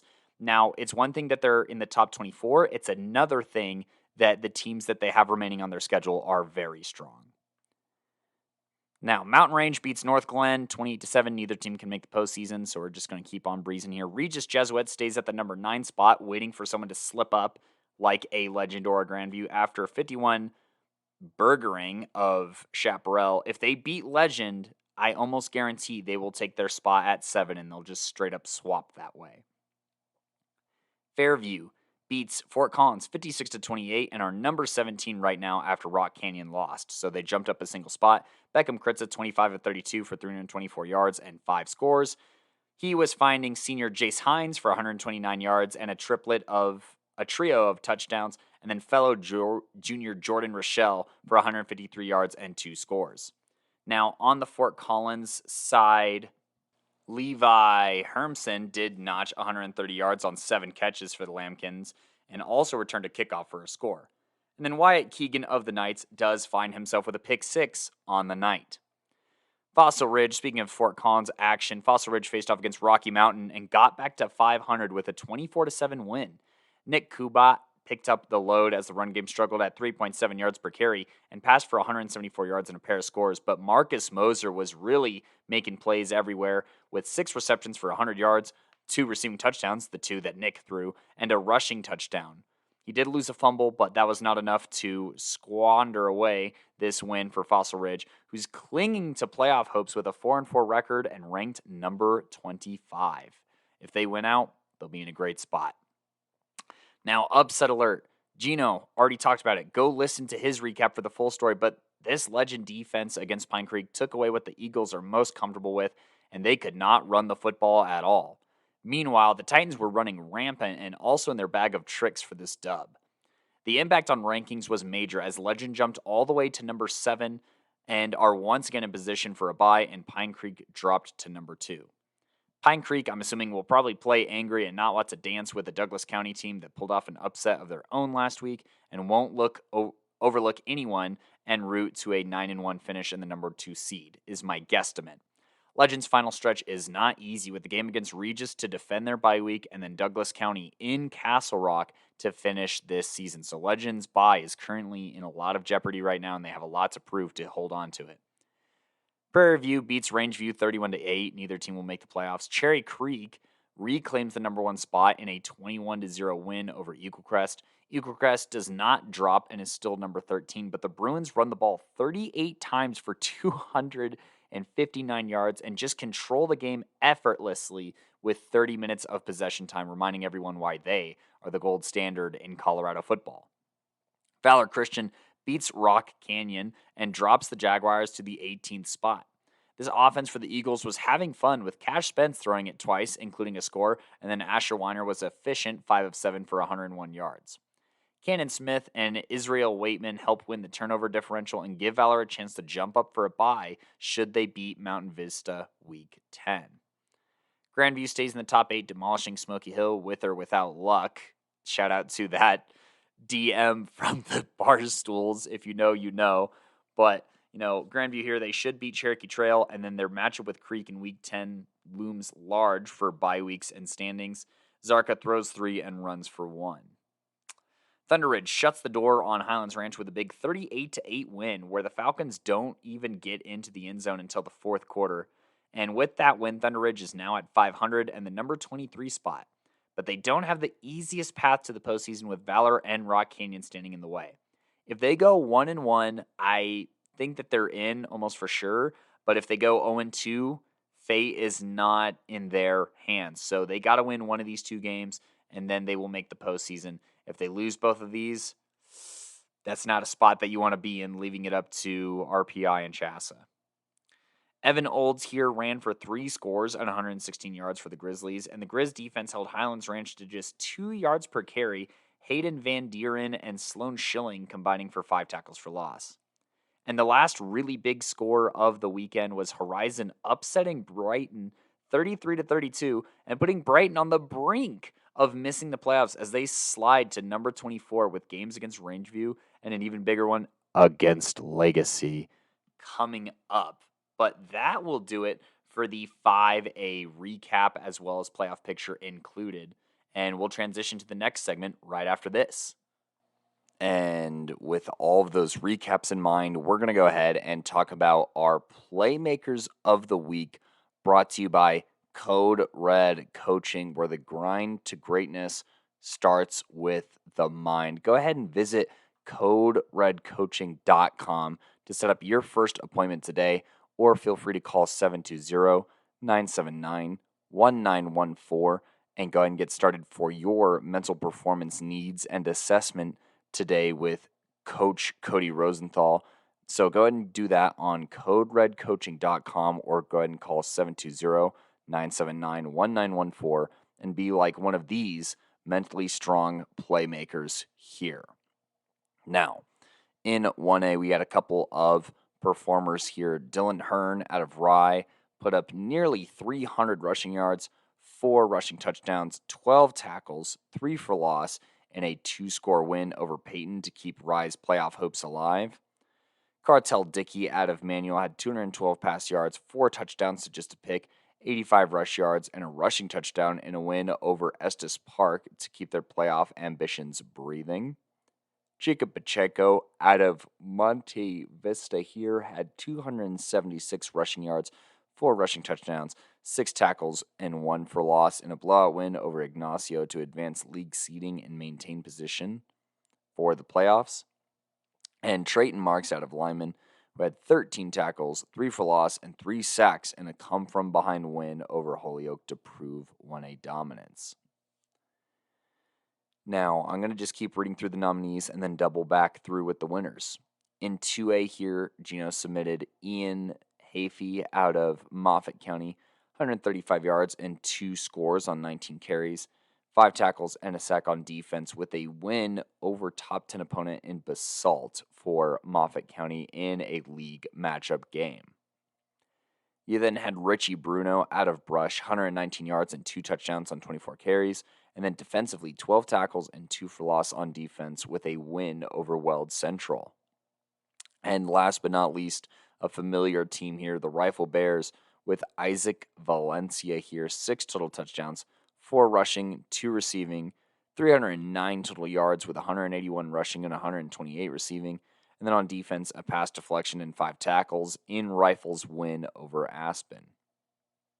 3A, we got Riley Suarez out of Thompson Valley, 12 of 18, 106 yards, but then 104 rushing yards in all 3 of his team's touchdowns in their narrow win. Bronco Hartson, another quarterback here, out of Roosevelt this time, goes 8 of 12 for 140 yards, throwing as many touchdowns as he had incompletions, that being 4, and notching another 61 rushing yards to just 1 pick. Jacob Youssef, out of Discovery Canyon here, gets 210 rushing yards and 3 rushing touchdowns in a win over Pueblo County to keep their playoff hopes alive and maybe move on. In 4A here, we have a couple of interesting QBs here / athletes. Will Applegate goes 9 of 13 for 136 yards, 4 touchdowns, so as many as incompletions, along with 100 rushing yards and a rushing score in an upset win over Bear Creek. Blake Palladino, on the other hand, goes 13 of 23 for 122 yards, a touchdown to a pick, but then 72 rushing yards and 2 rushing touchdowns. Now in 5A, there are some interesting ones here. Out of Fossil Ridge, I really liked Marcus Moser's performance here. 6 receptions for 100 yards and 2 touchdowns, along with a rushing touchdown. Defensively, Darius Washington out of Douglas County here with his crazy 4 TFL and 13 tackle game here, along with a scoop and score for that upset win that Douglas County provided over Fountain Fort Carson. And then Omari Bursey out of Legacy here, notching a sack, a fumble recovery, 2 interceptions, along with a receiving touchdown and 78 yards. Now, the winners for these Playmakers of the Week here, brought to you by Code Red Coaching, go as follows. We're heading back up the list. The 5A Playmaker of the Week is senior athlete Omari Bursey out of Legacy here, in a huge league game that probably determines the league championship here. Omari stepped up huge for a Legacy team that really needed a win to start feeling themselves, at least in league, and even heading into the postseason, having a home game would be massive for them in the first round and for their hopes on maybe getting into a rhythm here. So Omari Bursey, 5A Playmaker of the Week. For 4A, the Playmaker of the Week, as deemed by Coach V, was Blake Palladino here. Obviously, he had the 3 touchdowns, but the important note here is that he took down Golden with a passing touchdown and under a minute left in the game for the go-ahead score here for the Eagles to get that huge upset win over a top-ranked Golden team. For 3A here, back to Coach V, he is going to go ahead and side with Jacob Yusuf here out of Discovery Canyon. Disco here, 210 rushing yards, 3 rushing touchdowns, and keeping the playoff dreams rolling. In 2A, it had to be the biggest scorer here in Gino's eyes, which was Isaac Valencia. The 6 total touchdowns is just really hard to argue against, along with over 300 yards. And then, did a little bit on defense just kind of as a cherry on top for Gino's 2A Playmaker of the Week. And the 1A Playmaker of the Week and the final Playmaker here for Playmaker of the Week was Dylan Hearn out of Rye, 294 rush yards, 4 rushing touchdowns, and then the 12 tackles and 3 for loss in that win over Peyton to keep Rye here at the 17 spot, I want to say, and give them an opportunity to maybe slide up here with 1 week to go was impressive to Gideon. So, the Playmakers of the Week, once again, brought to you by Code Red Coaching. Visit CodeRedCoaching.com so that way you can be as mentally strong and perform as mentally well as these Playmakers of the Week were. 1A, Dylan Hearn out of Rye. 2A, Isaac Valencia out of Rifle. 3A, Jacob Yusuf out of Discovery Canyon. 4A, Blake Palladino out of Dakota Ridge. And 5A, Omari Bursey out of Legacy. Now, for those of you who tuned in last week, we have a new segment here, and that's the Game of the Week Playmaker. This is a really fun award that's given to the best playmaker from the games that we attended. So the choosing pool is a lot smaller this past week. If you didn't listen, we went to 3 different games. Go ahead and listen to all of those game recaps for the full context. But the wrinkle here now is that our guy, Jesse Branham, over at Junkyard Training here, has a treat for the Game of the Week Playmaker here. If you win Game of the Week Playmaker, go ahead and check out Junkyard Training. You could find their website, junkyardtraining.net, and find the address of 14697 East Easter Avenue, Suite E in Centennial, Colorado, 80013. we're going to go ahead and get you in touch with these guys, and we're going to go ahead and work with Jesse here, who has a package for the Game of the Week Playmaker. That package will include a shirt, a shaker bottle, and some protein here. Basically, $100 value just to one athlete here for winning Game of the Week Playmaker. So, once again, you hear your name announced on this segment, go ahead and hop on down to 14697 East Easter Avenue, Suite E, Centennial, Colorado 80013 for your prize at Junkyard Training. Now, the Junkyard Training Game of the Week Playmaker. There were a lot of great candidates. Obviously, there was a ton of offensive fireworks in Gideon's game, and one of the best athletes on both sides of the ball in the state, Cole Gaddis, who is just a do-it-all guy, both running the football as well as, tackling the ball carriers on the defensive side of the football. He put together a very impressive performance for that game on Friday night. Now, we also had a big performance out of Braden Skinner out of Banning Lewis Academy. Very dominant up front at the guard position as well as at interior defensive lineman, in Banning Lewis's big win over Colorado Springs Christian to help basically stamp their place in the playoffs. However, our winner here, the Junkyard Training winner for Game of the Week Playmaker, is going to be none other than Jaden Lawrence out of Legend High School. If you did not listen to Gideon's segment, or to Gino's segment, go ahead and double back here to hear how often Jaden Lawrence was getting good gains in this very big win for Legend, this upset win over, at the time, number 1 Pine Creek. Obviously, a ton of playoff implications here, but Jaden Lawrence, 26 carries, 190 yards, and a touchdown, along with a couple of receptions here, put him into the 200-plus yard club here from scrimmage. 214 total scrimmage yards, I should say, was massive for his performance here. And, just helping this Legend team control the pace of the game and ultimately being a vice that helps run this clock out here. So, Jaden, congratulations on being the Game of the Week Playmaker. Go ahead and hop on down to Junkyard Training. We'll go ahead and coordinate with you as well as Jesse here. So you go ahead and get that package from Junkyard Training, who is giving this awesome package of a shirt, a shaker bottle, and some protein as well to the Game of the Week Playmakers. So thank you to Junkyard Training for the Game of the Week Playmakers prize. And Jaden, congratulations on winning this Game of the Week Playmaker here for Week 8. And that is going to do it for this edition of Playmakers Corner here. This was episode 304, and you probably listened to it on Spotify, Apple Podcasts, or Google Podcasts, or anywhere that you listen to podcasts. Whatever you do, go ahead and turn on those notifications so you are notified anytime we do post an episode to your preferred platform. We also have been uploading this to YouTube. Be sure to subscribe to us on YouTube if that is your preferred listening choice.